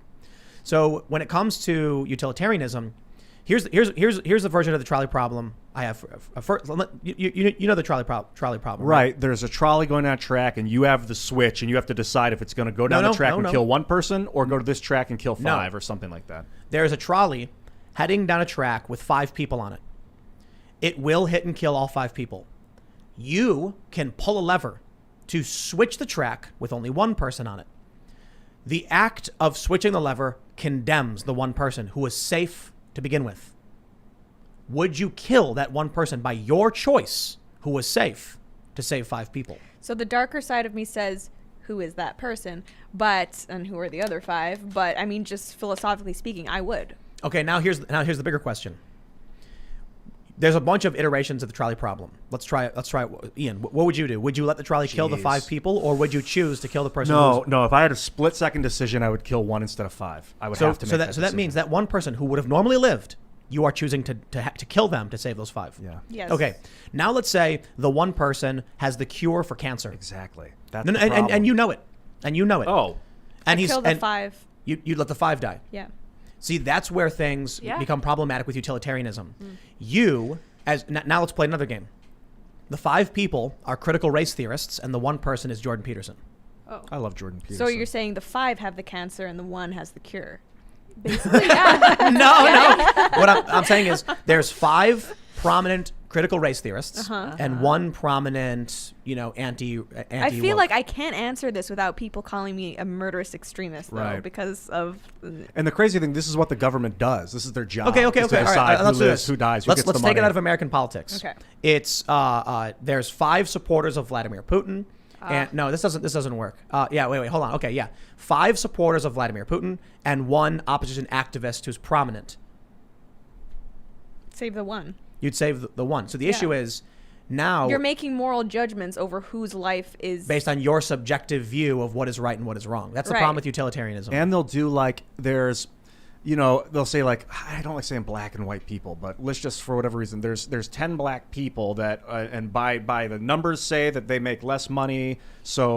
But then there's 5 white people, and the numbers say they make more money. So where are we going to send the money? We're going to send it to these 10 black people. But you find out later these 10 black people make way more money than these 5 white people. They're just going by the numbers in the book and making these or they bland were utilitarian going decisions. by capital gains Yeah. and not by hours worked. But I mean, I Right. understand the criticism that through utilitarianism, you're necessarily putting your moral values onto the situation. But I guess in business, they say even making no decision is making a decision. So my response to that would be that it's impossible from an ontological perspective to avoid that. Most people, I think most people say they wouldn't pull the lever. They would ignore it. They don't want anything to do with it. Because you are choosing. So right now, the 5 people on the track, they're in that circumstance having nothing to do with you. If you intervene, you make the choice to kill someone. So most people say I wouldn't. But get involved. it's essentially whether the ends justify the means. In the scenario, if you kill someone, essentially you make the choice to pull that lever. It does end with 5 people being alive versus 5 people being dead. So you both said you'd pull the lever to save the 5, right? Yeah. What if it's 5 80-year-olds and 1 baby? I pull the lever. Or sorry, I kill the 80-year-olds. So you don't pull the lever. Yeah, I don't In pull the that lever. circumstance, you let them die. Yeah. See, that's the problem with utilitarianism. You have a personal, subjective, moral view on who should live or die. And it's But sometimes again, I don't think that's a problem of utilitarianism versus just an aspect of any philosophical grounding. Yeah. it's based on what do they call it when you get the numbers of how many people live in this demographics. It's based on demographic book numbers in a book. They don't know who needs what, but they're giving it to people based on what they read. I guess my view of utilitarianism is that you are accepting the fact that losses or deaths will happen, and then you approach the problem in order to minimize the losses and maximize the gain. So I approach it almost like business. So you guys have seen all the memes that have popped up about the trolley problem? Yeah. My favorite one is it's one single track with a ton of people Yeah, just I've getting seen crushed. that lately. And it says, you can stop the trolley at any time, but it would cause a loss of corporate profits. People are getting run over. Oh my gosh. It's like It's funny because there's corporations that function that way. like that Monsters Inc. meme. I'd let 1,000 children die before I let this company burn or go under, whatever. Yeah, man. So these are the tough questions we're getting into now with technology, AI. with the Great Reset, with climate change. With healthcare, even Yep. if you're especially Canadian or coming from the NHS system, there are calls that need to be made, and like there's limited resources to go around. Yeah, I love how these leftists tweet that there's no such thing as scarcity. There was a story about some kid in like Alabama or something. He needed gene therapy that would cure his disease, and it was like $1 million. And the state was like, we can't pay that. Sorry. And then people were complaining like, you have to pay it. Otherwise he dies. Like, you have no choice. And they were like, it's $1 million. And they're like, what's the value of a life? Ugh. And it's like, yeah, but we don't have it. Yeah. Like, we can tax everybody, I guess. What's the That's what they cost do. of a human life? There's actual numbers you can look up in Yeah. terms of how the market values human life. Yep.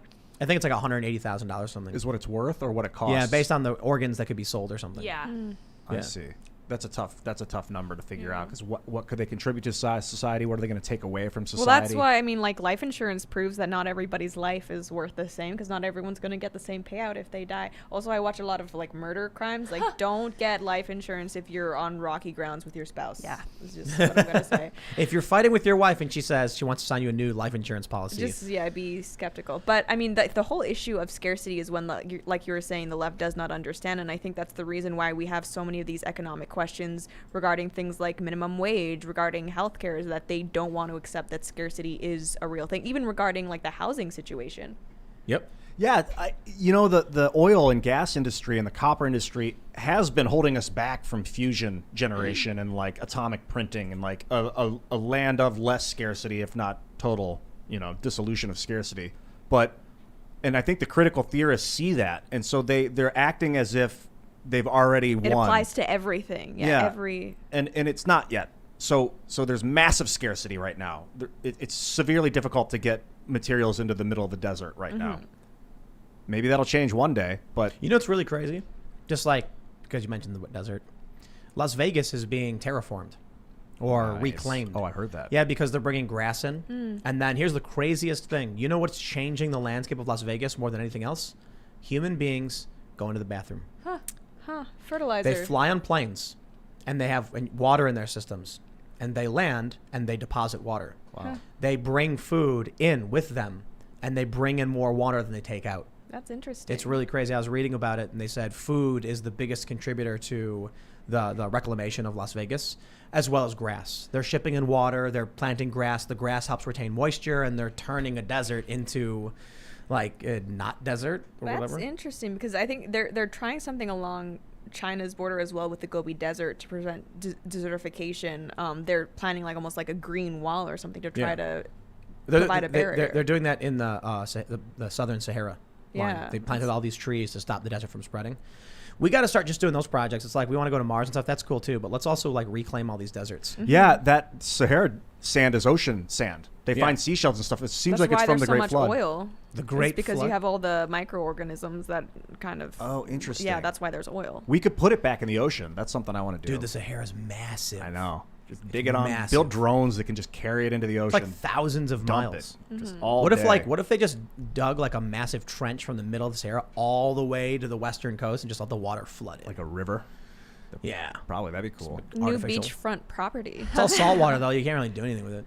Maybe you But could I don't filter think that's it. within the capabilities of human beings right now. I mean, no, it is, but like not within the willpower. That would be Yes. a great global human cause, is to What? fix the Sahara, greenify the Sahara, because it used to be like a jungle, like a forest with rivers and rain. and it's the desert spreading, so it's Yeah. just destroying organic matter, and then water gets ripped out and can't be held. and then it what's gets worse. what's spreading it? Is it the wind? Yeah, it is like spreads the sand and stuff like that. Makes it harder for plants to grow. And so what's happening in Vegas is humans are rejecting it.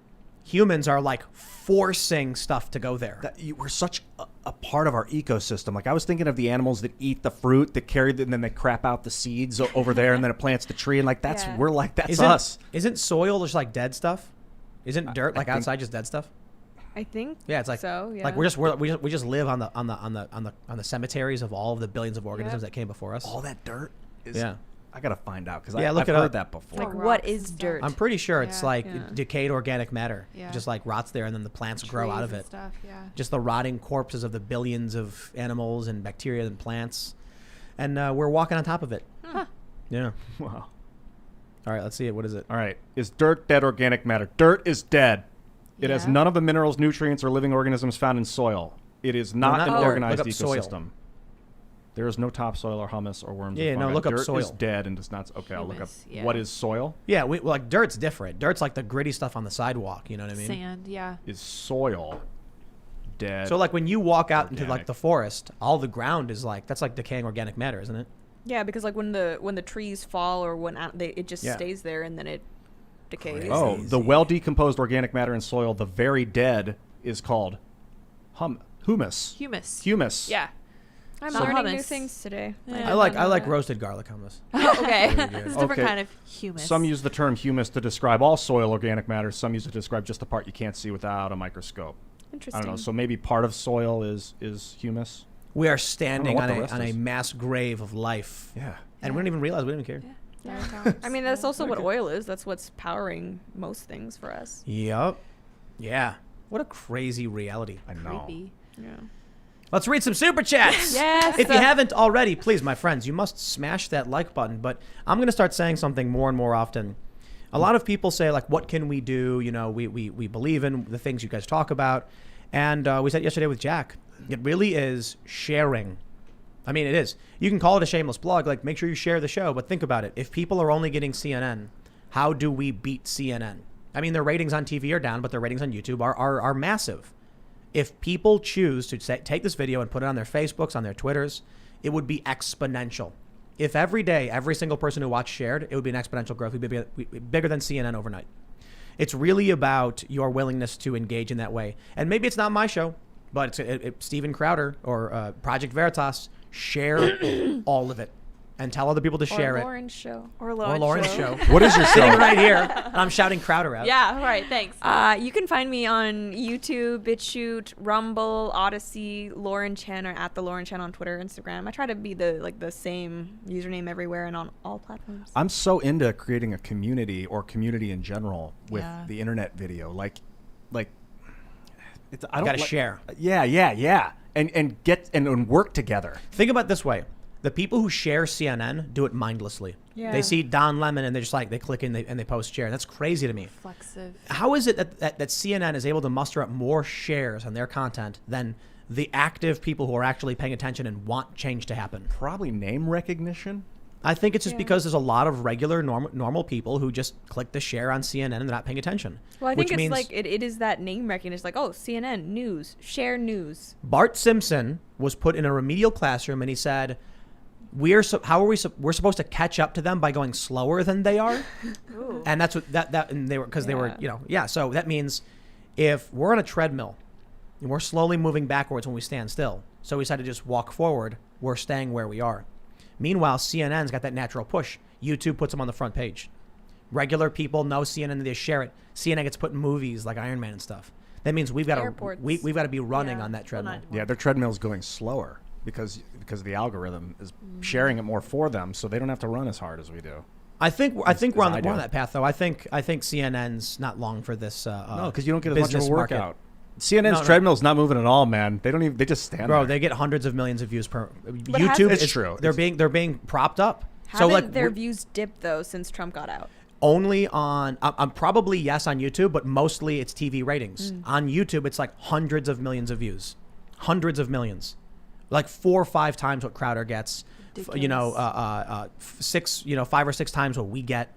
The weird thing about YouTube news is I can't tell the difference of what's an NBC video, what's an MSNBC, what's a CNN. When I see the thumbnail, I don't know. I just Yeah. see the face and the words, and I click it or don't. Well, what's annoying about YouTube, the way their news algorithm works, is that I know, at least in Canada, the authoritative sources are things like CBC and CTV, which no one watches. Exactly. So you'll be on the front page and you'll see these stories, and it'll be like, published 5 hours ago, 2,000 views, front page of YouTube, and it's like, okay, well that that's definitely astroturf. Like, that's not organic. They're showing them favoritism. CNN's main channel, just one of their channels, gets 141 million views in the past 30 days. That's crazy. They gain over 100,000 subscribers a month. We're competing with that. I wonder what their marketing budget is like for those. Because Crazy. This Timcast marketing budget is, I think, close to Zero. zero, relatively Organic, zero. yeah. But yeah, we haven't like pumped Nothing, it's all organic. $40 We've not million done- a year into marketing or whatever the heck the those only companies do. the only commercial we've run so far is recently on Will of the People, the song, for no other reason than vanity. I think Like let's I got a song. Let's it's made to be listened to, so we'll promote it. I think Ben And cultural Daily reasons. Wire they push Tons good and tons. marketing, very Yeah. good, and that has a good return. Marketing. So we're going to start doing marketing for sure. We're going to start doing more. Right now, it's just social media organic growth. But that's why it's like, look at this one thing you can do. You can become a member at timcast.com. Because I'll tell you this, the money that we get from timcast.com, when you become a member, and that $10 or that $25, whatever you give, goes into the account for us, it's going towards us hiring more people, doing more shows, and building more and more and more. So it's not just that you are buying a membership to get access to exclusives. You're actually buying the expansion of what we do. So if you like what we do, no, like we're not going to be, I know this is going to break your heart, Ian. We're not buying an infinity pool. I'm sad, Tim. Or we are going to get a hot tub, Well, now I'm happy. but it's going to be powered by Dogecoin mining. I've heard. Oh. I'm excited. Saltwater hot tub? What do you I don't know. The plan was to get a bunch of GPUs and have them mine Dogecoin so it heats the water and then you get a hot tub. I hear you can get an Smart. ozone hot tub. The ozone cleans the water. We're Apparently those are going refreshing. to mine Dogecoin. I'm into it. And use and To the and moon, baby. the hot tub will be the cooling system. Yes, the hot tub is the coolest I system. love it. Hey, there we go. We Also, when you subscribe to this channel and Lauren's channel, click the bell button Yes. because then you'll get notified when the videos go live. And then go to the top URL bar, click it, and then Control C, and then go to Instagram and Facebook and Twitter and wherever you can, and just paste it. And call your V. mom if you haven't talked to her in a while. There you go. Yes. Let's read some super chats. All right. Stupid Spin Videos says, "What's the difference between a conspiracy theory and the truth?" About 6 to 12 months. But don't. That's true. It's a good one. Dude, AMC hit what, $28 today? Did you see Yeah, that? I I'm saw not that. following it. No, I hear Cassandra keeps tweeting about it. She's pumped. I bought some AMC, like literally a very, very small amount, because I like going to the movies. And I thought that there's like, I saw their stock and people were talking about it. I'm like, dude, their stock's going to go up when the movies come back. Because they're doing a bunch of releases only in theaters soon. And I'm like, I love going to the movies. I miss it. Yeah. It's like once a week, every weekend. It's like, let's go to the movies. And then we'd go out for pizza or something. That was it. That was the night out. And they got rid of it. It's fun. And it's not fun just I turning the miss TV on and watching HBO Max or whatever. Yeah. boring. Yeah, boring. So we have like a big projector, but it's not the same. No, You it's know, not you the get- same. You got it's- the good popcorn there. Yeah, and it's I'm only satisfied when I spend $20 on a box of Sour Patch Kids. It's true. Yeah. It's got to be expensive. $10 and- soda. Yeah. Yes. I like when you go into the movie when it's light out and then you come out and it's dark. Yeah. My Right. dad's he's weird though. He puts like snacks in my purse to like sneak in. You gotta Oh, smuggle them in. legit. But he's like Asian, so they get increasingly complex. He gave me like sautéed squid once. and I was What? like, What? Yeah. Dad, why? All right, John Lee says, "Hey Tim, I know you are busy with the other website and stuff, but I just want to ask: is the chicken stream going to be on the new website, and do I need to pay another membership for the new website?"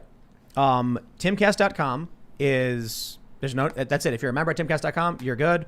All the content's going to be there. Chicken City is going to be a live YouTube channel, and we're getting a chicken whisperer to come out to help us get it set up. Oh yeah. And then it's just, we're going to have merch. So we have 7 chickens now. We had 6 before, but we adopted Dorothy. She's older. And so there's going to be, she probably won't be part of the crew, Aw. but we're going to do merch. So there's going to be like a picture of, like Vanessa, Dorothy. Margaret, Sarah. They all have names. And there'll be shirts designed based on each individual chicken. And then you can support those chickens by buying those shirts. We were trying to feed Team Vanessa. Dorothy some Margaret. it was Margaret earlier. Yeah, I'm because she sorry. wasn't eating cicadas. She would eat the Yeah, cicadas. but me and the cat were sitting right next to the chicken, Just and the chicken freaking was out. flipping out. So I think that was I took Buck away. So Still when didn't I feed her. whenever I throw in the cicadas, Margaret won't. She just looks at him and like pecks him a little and like gets She's not scared. interested. She used to be the biggest one too, and then Dorothy, who's older than everyone, just one shots all the cicadas, just like it's like Homer eating donuts.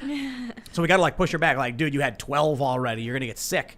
Let the other chickens have a go at it. But we'll be getting it up soon.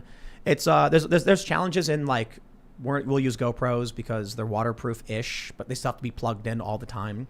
So we'll figure it out. But we'll try and get it set up. I think in this next weekend, I think we should be getting it set up. And this is going to be a 24/7 live stream. We need to hire a composer. We need someone who writes music so that we can get about a couple hours worth of lo-fi hip-hop beats to watch Chicken City to, and then just Yes. have the stream going.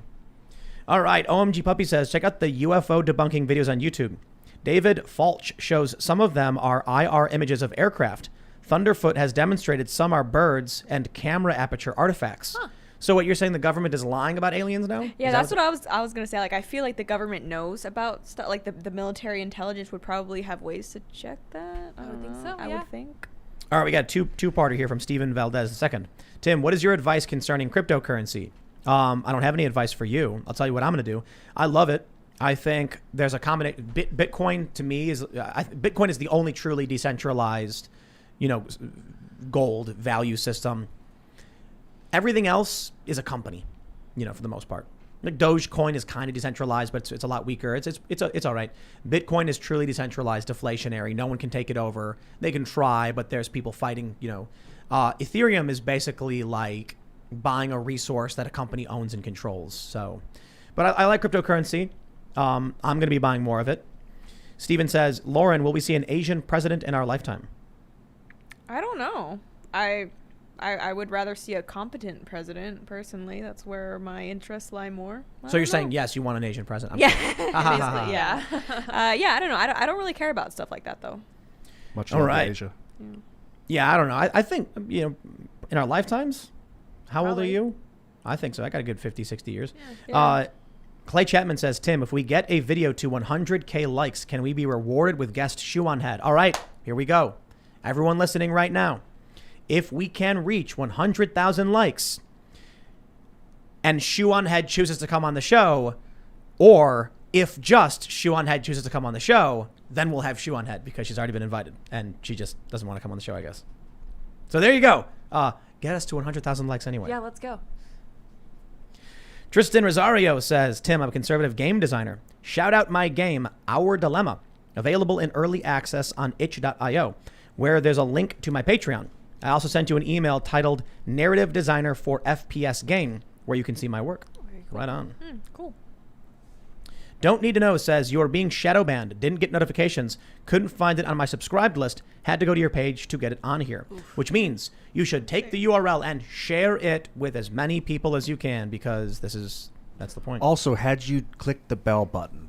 I want to know. I I just know don't you think that just matters, super dude. chatted. It's hard. Apparently, that's how you get the notifications. Is you No, gotta- but I mean, it's kind of a roll of the dice. I have notifications on for some channels, but sometimes I won't get them, or I'll get them way later. Even if Yeah. it's a live, I'll get them after they're Well, already off. Getting them way later isn't always a bad thing, because they don't want to send it to literally every single person at the same time. Then you get less views, actually. Huh. So they delay it and stagger it. But the system's imperfect. I will say it's a free marketing system. yeah, it's pretty amazing. It's free marketing. Look, It's incredible. if so the people like who are telling me this, you chose to come to this show, you know when it is, you know when it's live. Could you imagine if people's TVs automatically just like popped up Tucker Carlson every day? They don't do that. You have to choose to watch Tucker. You have to choose to watch us. It is beneficial to us when YouTube recommends us, though. All right, Darun Albane says, Tim, buy the Tesla power backup. Store the external part till you get a new building up, and just charge from the grid plus propane generator. If the propane generator is only for the battery charging, you will not need 3 to 4 of them. You can only get them with solar panels. But the good news is we are getting solar. Nice. We were trying to wait until we got a better roof because we were going to redo the garage. But at this point, with the power getting knocked out the other day, Yeah. Yeah. we'll just get the batteries. Thanks But- for that super chat, by the way. yeah. Fine Castle says, nothing makes my day like Tim having one of my favorite Canadians on. Yay. Love your content, Lauren. Speaking of Canadians, will you ever interview Tom McDonald? Tom has an open invite. Yep. I've spoken with him, but, he's a big shot, man. It's like, come on. He's busy. Yeah, he's a busy guy. He's super famous. I would be very, very grateful for him to come on this show, but, busy guy. Westside Power Sports Sea-Doo Parts says, Tim, you keep asking people to share this video, but Facebook has throttled my page so bad I get little to no response despite having 2,000 plus friends. I can thank them, though. I now spend little to no time on Facebook. Well, That same thing happened to me. So weird. Political Pothead says, stop being so pessimistic. Look at independent hip-hop. Tom McDonald, Upchurch, Adam Calhoun, Jelly Roll, Struggle Jennings, plus music via NFTs.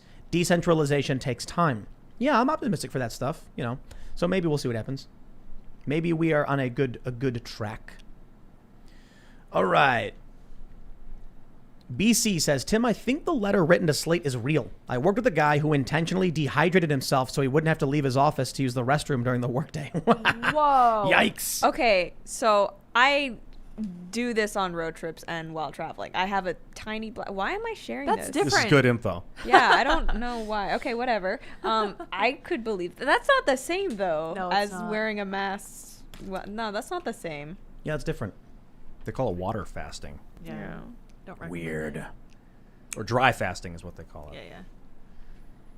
All right, where Dude, that story about the guy that wears a mask during sex is insane. Does like he not realize other bodily fluids are being exchanged? I don't Can you know. get sick that way though? They don't said know. originally That it was yeah? for that All one. right. Mark Walton says, War of the Worlds broadcast really did scare a lot of people. My father has told me that my grandfather thought it was real. They had no way of knowing it was not a real news broadcast. He had no internet back then. Sounds like Yeah. Rachel Maddow. Yeah. It does, doesn't it? Just kidding, Rach. No, you're right, actually. But that's kind of funny because I've noticed there are a lot of like horror movies now that take place during the 80s or 90s, and I think the sole reason is because cell phone and internet. Yeah. Like, those two things pretty much nip most horror plots in the bud. Yeah. Let's see. Jordan Fox says, Tim, can you make timcast.com bumper stickers? I'll display it on my vehicle to help spread the word about your show. Keep up the great work. Yeah, we That's a can. good idea. There we go. I like it. Paul Lemur says, Tim, please do something with Freedom Tunes with your Fauci impersonation, having him spew all sorts of outlandish nonsense about vampires and zombies, etc. Seamus, are you listening? I will be Dr. Fauci for you for Freedom Tunes. A droplet. Remember that? He said it might stop a droplet. Yeah. Doobie McNasty says, I'm so glad we don't have an idiot in the White House anymore. JK, it's worse than ever. John Marafa says, question for Lauren. You said you saw the biggest rat ever in New York City. So when did you meet Bill de Blasio, or was it Andrew Cuomo?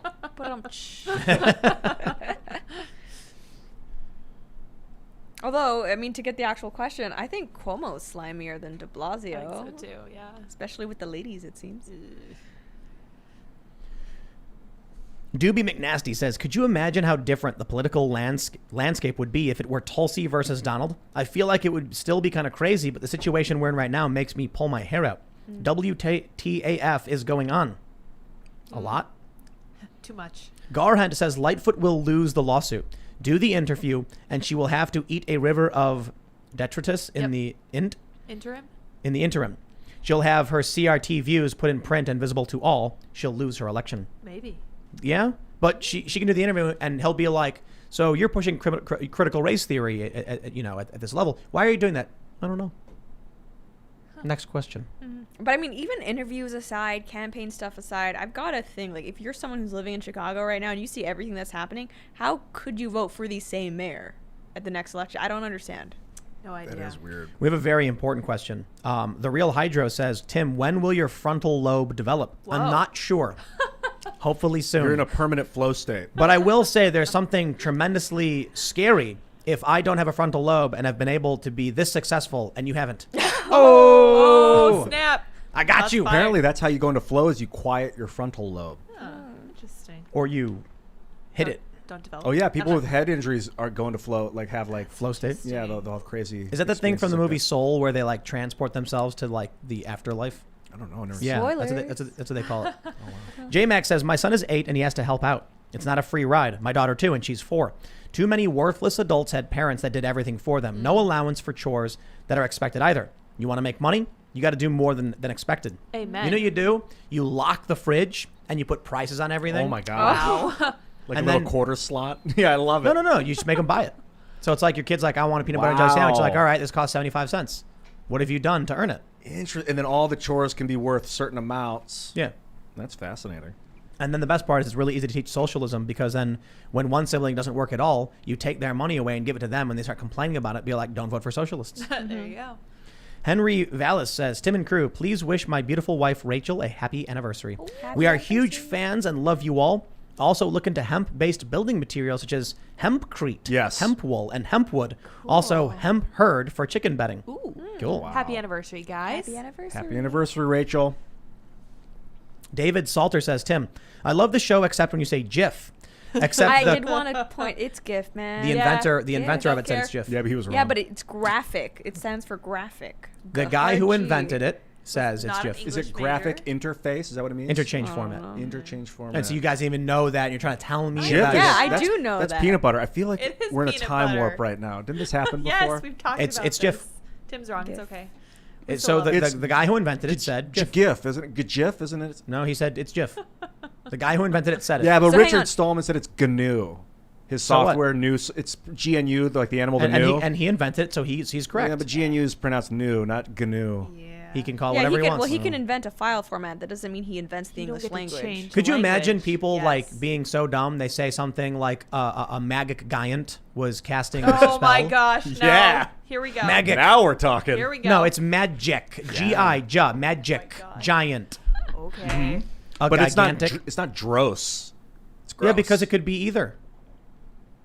Yeah, but with graph- sometimes there's a soft J and sometimes there's a soft give G. Up. I give up. Let's go back to our super chat. Yeah, Yeah, exactly. What give up. gives anyway? Yeah. Joshua LeBlanc says Lauren Chen is the jote. Oh, goat. Sorry. Oh, okay. He really did say goat, though. He got you. I love it. Jeffrey McCorbin says Geoffrey with a G. Okay, you made your Question point. for Ian. What are your thoughts on sonoluminescence? Oh, that. Oh gosh, what is that? What is that? Ooh. That is. I know it's obviously something that's glowing. That's the luminescent part. Is it sono with an N? Sonic? Sonoluminescence. I don't know. Oh, is that when they use sound to make light? Yeah, it is. You can vibrate a substrate and create light. In fact, you can create light out of the vacuum and then create electrons out of light. So you can basically create energy out of the vacuum. That's crazy. All right, let's I learned see. about that. Teramoto Jr. says, think what we're seeing in society is a spiritual Great Depression. Lacking purpose Yeah. and belonging, we cling to anything to make us feel good about ourselves, no matter how delusional it might be. Yeah. People need to learn how to meditate. Yeah, I was We just should- thinking that. We should take all of these angry people and just like bring them to like an ancient yogi atop a mountain and have him just like tell them what's up. You know Yeah, what I mean? you experience nothing. That's best Yes. sometimes. I tried the hippiest, most hipster thing the other day, but it ended up being great. It's this sound chair experience. So it's you go on a chair and it like reclines, so it's almost the 0G position, and it vibrates in sync with like all these ocean sound stuff. Ooh. So Cool. it's to help people meditate who can't shut off their minds. So it gives you something to focus on, like just the sound and the vibrations, and it's actually really cool. And I'm too like all over the place to meditate by myself, but it was amazing. How long did you do it for? I did it for like 30 minutes, but it's weird because I remember like I couldn't get into it. And then I looked at the clock and I had like 25 minutes left. I was like, oh, this is going to take forever. And then 2 seconds later, I looked and I was done. And I Oh, was it's like, amazing. what the heck? Were you in Yeah. like a trance? Yeah, I mean, it's almost like I fell asleep, but I wasn't sleeping. It was cool. I'd never been able to, I guess, meditate successfully. It was cool. These people think they can get me. These They people- think I've learned. Yeah. Don't you realize this? You're I'm going to too read quick. it anyway. Do it. Do it. Dead Eye says, Tim, your ads on Spotify are jarring. They need to be smoother, like Michael Knowles in his new book, Speechless, Controlling Words, Controlling Minds. Yes. What Michael Knowles turned his promo for his book into a meme. Dude, that's how He you is going to do sell it. so many books. It is the smartest thing ever. Yeah, he is a very intelligent fellow. Genius. Yeah. Luke Slivkov says, awesome to see Lauren on the show. She was one of the first political podcasts that I listened to back when she was roaming millennial. Great show. I remember messing up your name many times, Luke Slivkov. Yeah. Where were you roaming to? Oh, well, it was because I had moved around so much Oh. Oh, okay. previously. There you yeah. go. I used to love Roaming Millennial. Oh, thank you. But that show got canceled and replaced by the Lauren Chen show. Yes. Kind of like Upgrade. Don Lemon. Upgrade. Right? Wasn't that like what Lemon did? Yeah, he canceled, not canceled. Oh yeah, you saw that? Where you like tried to like fake quit. Fake yeah. quit. Yeah. What was that? What happened with Roaming Millennial? Did you just decide one day to start using your own name? And Yeah, I Face. mean, like I essentially started doing like more in-person stuff and like doing more newsy stuff, and then it got weird trying to like explain what He, that like, is. Black Pigeon Yeah. speaks. Yeah, and like I remember like I went on the first time I was ever on like Fox and Friends, they like accidentally doxed me anyway, like live on air. Whoopsie. This is interesting. Paul Wallace says it happens gradually and then suddenly. Hemingway's character was talking about bankruptcy, but it's true about many other things as well. True. Very true. Yeah, I think we're definitely at the point in the societal crisis that any day really could be the switch Yeah. where Yeah. it goes full bore. any kind of line graph, it looks like it's going up in a straight line, but if you zoom in, you'll see it's going like this, up, down, but it's constantly going up slowly. But when you zoom out, it looks like a fluid upward pattern. 10 years We're ago, close up on this. 10 years ago, if you said to me that the country would collapse, I'd be like, no way. Yeah. Yeah. If someone came to me and said it'll be next Tuesday, I'd be like, gradually and then suddenly. Yeah, maybe. Yeah, I mean, I'm actually at a point now where I believe it. That's scary. Yeah. Amanda Dilt says, has anyone on the show read the Sword of Truth series by Terry Goodkind? If not, please give it a read. It shows what happens when communism comes up against the free choice and how one person can make change. Yeah. Cool. Euphoric Break says, under the Great Reset, you will live in pods in smart cities under 24/7, 365 surveillance. You will be lucky to get bugs in your diet of pills. Vans, you will be a serf living in a neo-feudalistic system with zero rights. You might. Not me. I'm the special one. Of course. right. It'll never happen to me. That's right. Exactly. These people are like the people who get bit in zombie movies and don't tell anyone because they think they're the special one who's not going to get sick. Dude, that's the most annoying thing. If I was in a zombie apocalypse and I got bit, I'd just be like, guys, sorry. Yeah. Oh my gosh. Yeah, of course. Ooh, that'd be a hard scene to watch. I can't would stand try it when to cut off my arm first if I was bit on the arm. to Yeah, stop totally. it, Yeah, stop just it. try. I'd be like, ah! Yeah. That would be very exciting. of them. But it's too late. Ugh. Yeah, you can't. affect I other mean, people. it's just not real life that you get bit and then like a few minutes you turn into a zombie. Is that rabies? How long does that take to A develop? month? Oh, wow. It takes a while. Yeah, a month. That or would be a two. good zombie movie though, where something with like a slower lead up time where it takes longer to fester. Maybe there's like a minor virus that people get Yeah. and no one really cares about it. And then all of a sudden, it's got like a second phase, and then people just start like, ugh. Like if you've ever played Plague Inc., you know, you gotta put really high virility but low lethality to start off And with. then- Yeah, and then turn it up. Yep. Yep. And then like once the movie ends, it like zooms out, and then it goes through a screen, and there's like a 7-year-old kid just like on his That would be so controller, great. I would watch. like Men in that. Black. Oh man, yeah. Goldilocks says, the guy you had on yesterday or Tuesday was an idiot when it comes to World War II history. Britain, France, and America leaving Germany alone was not an option, and Germany attacked France first. Documents found post-war showed plans for a U.S. mainland invasion. You know, France actually did invade Germany in But that was- 1939. They did Yeah. a failed invasion. Didn't go very well for them. Jeez.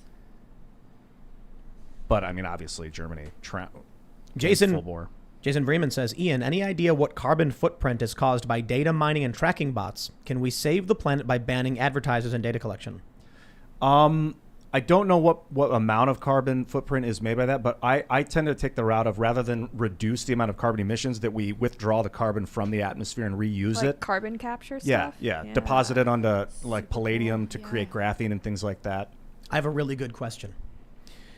Igloo King says, Tim, quote, you're not going to vote your way out of this. Why would a tyrant give you your freedoms back? They won't. The actual quote I said is, why would Oregon give up their serfs? So the people of Oregon voted. They want to join Idaho. As far as I'm concerned, it's done. The people have rescinded their consent to Oregon, and they want to go to Idaho. If Idaho approves, I say, do it.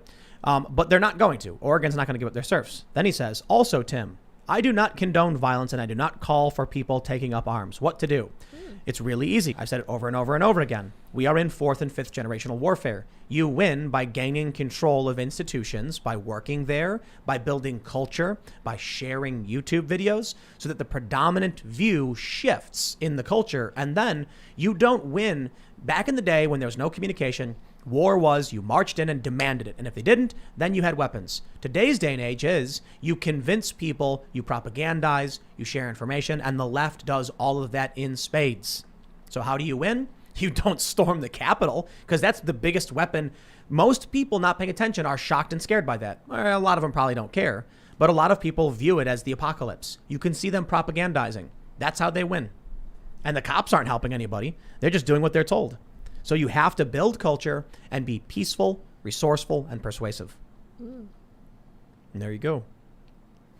Jeff Ross says, would you consider having Donut Operator on the show?